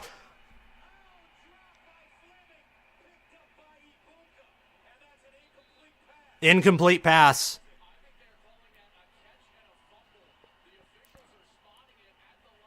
No. No.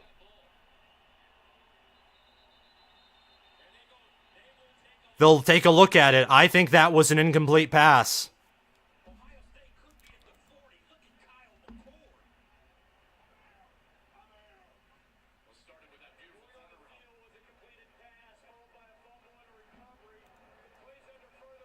I have a heart attack because they're driving.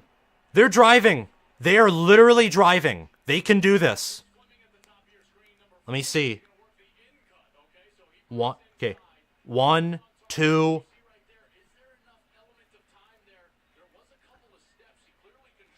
He had 2 steps.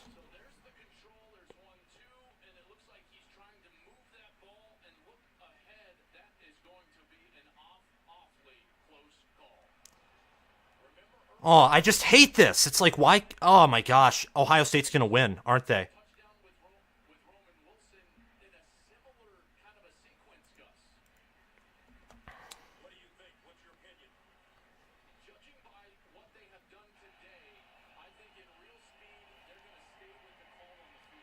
Yeah.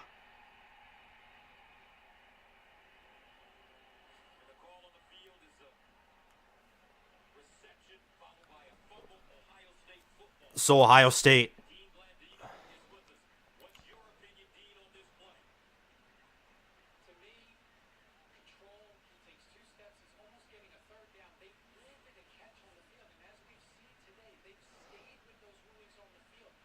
Oh, if only we recovered that fumble. Oh my gosh. Oh, I'm nervous. They can get it done. I mean, they've driven down like what? 40 yards in 20 seconds?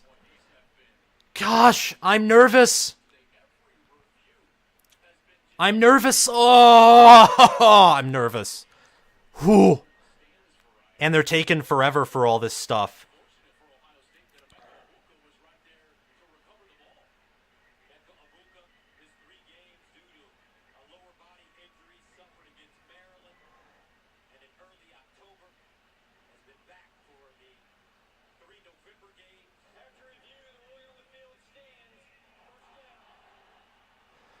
Okay, come on, Michigan. That bend but don't break defense isn't going to work.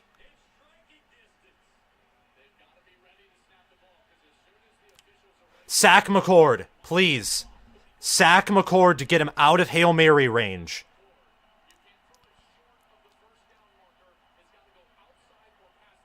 Come on. Come on! Michigan, I can't have you losing here. You've led the entire frigging game.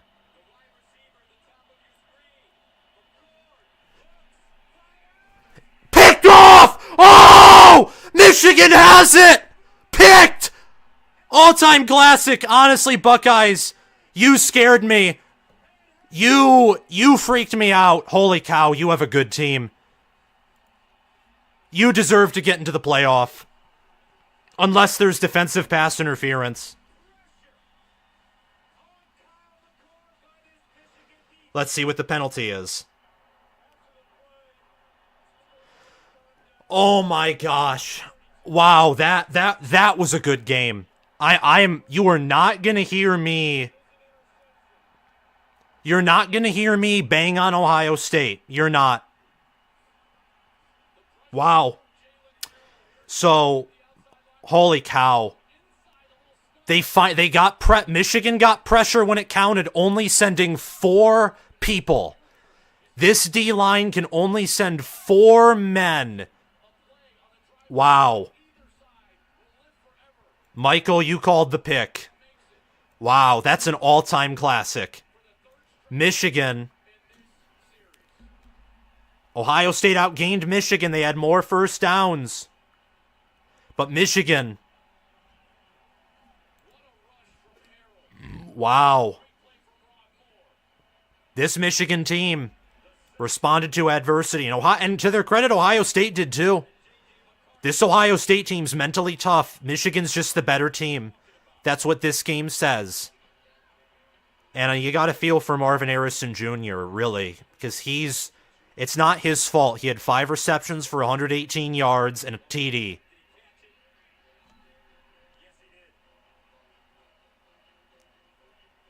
Wow. Whew.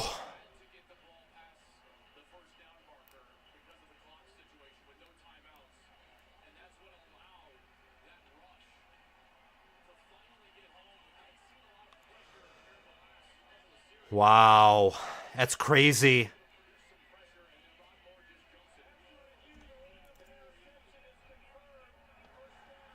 Michigan's going to win.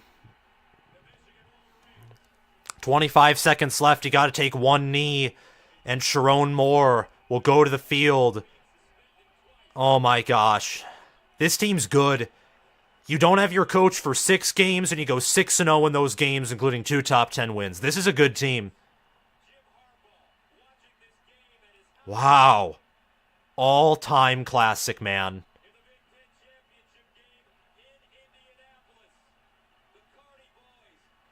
And Sharon Moore should be a future head coach. I'm telling you that right now.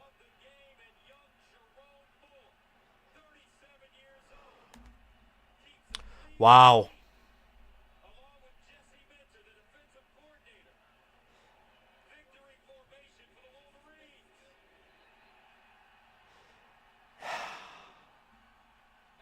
This was a beautiful game.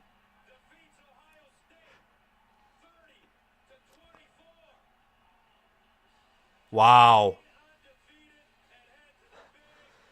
Sharon Moore. I love it. All right.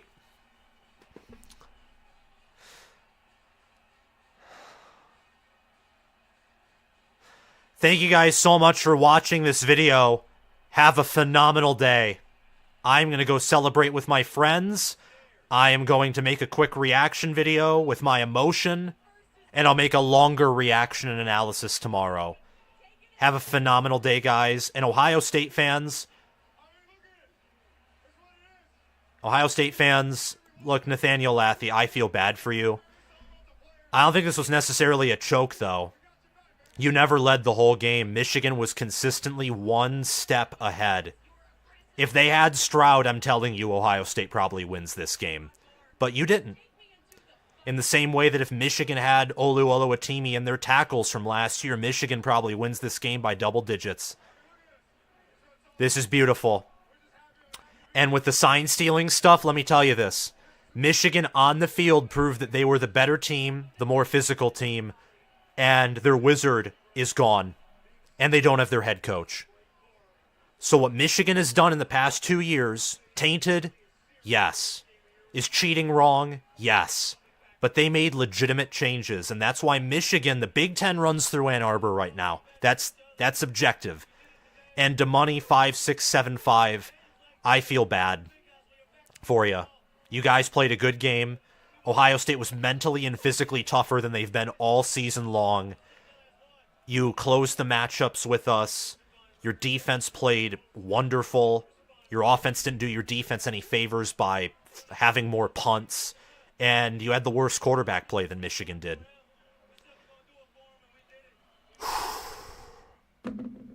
Michigan was just the better team. They didn't need signs. They were just the better team. So, have a great day, guys. Long-term reaction video will be out tomorrow. Short-term one will be out soon. I love you all.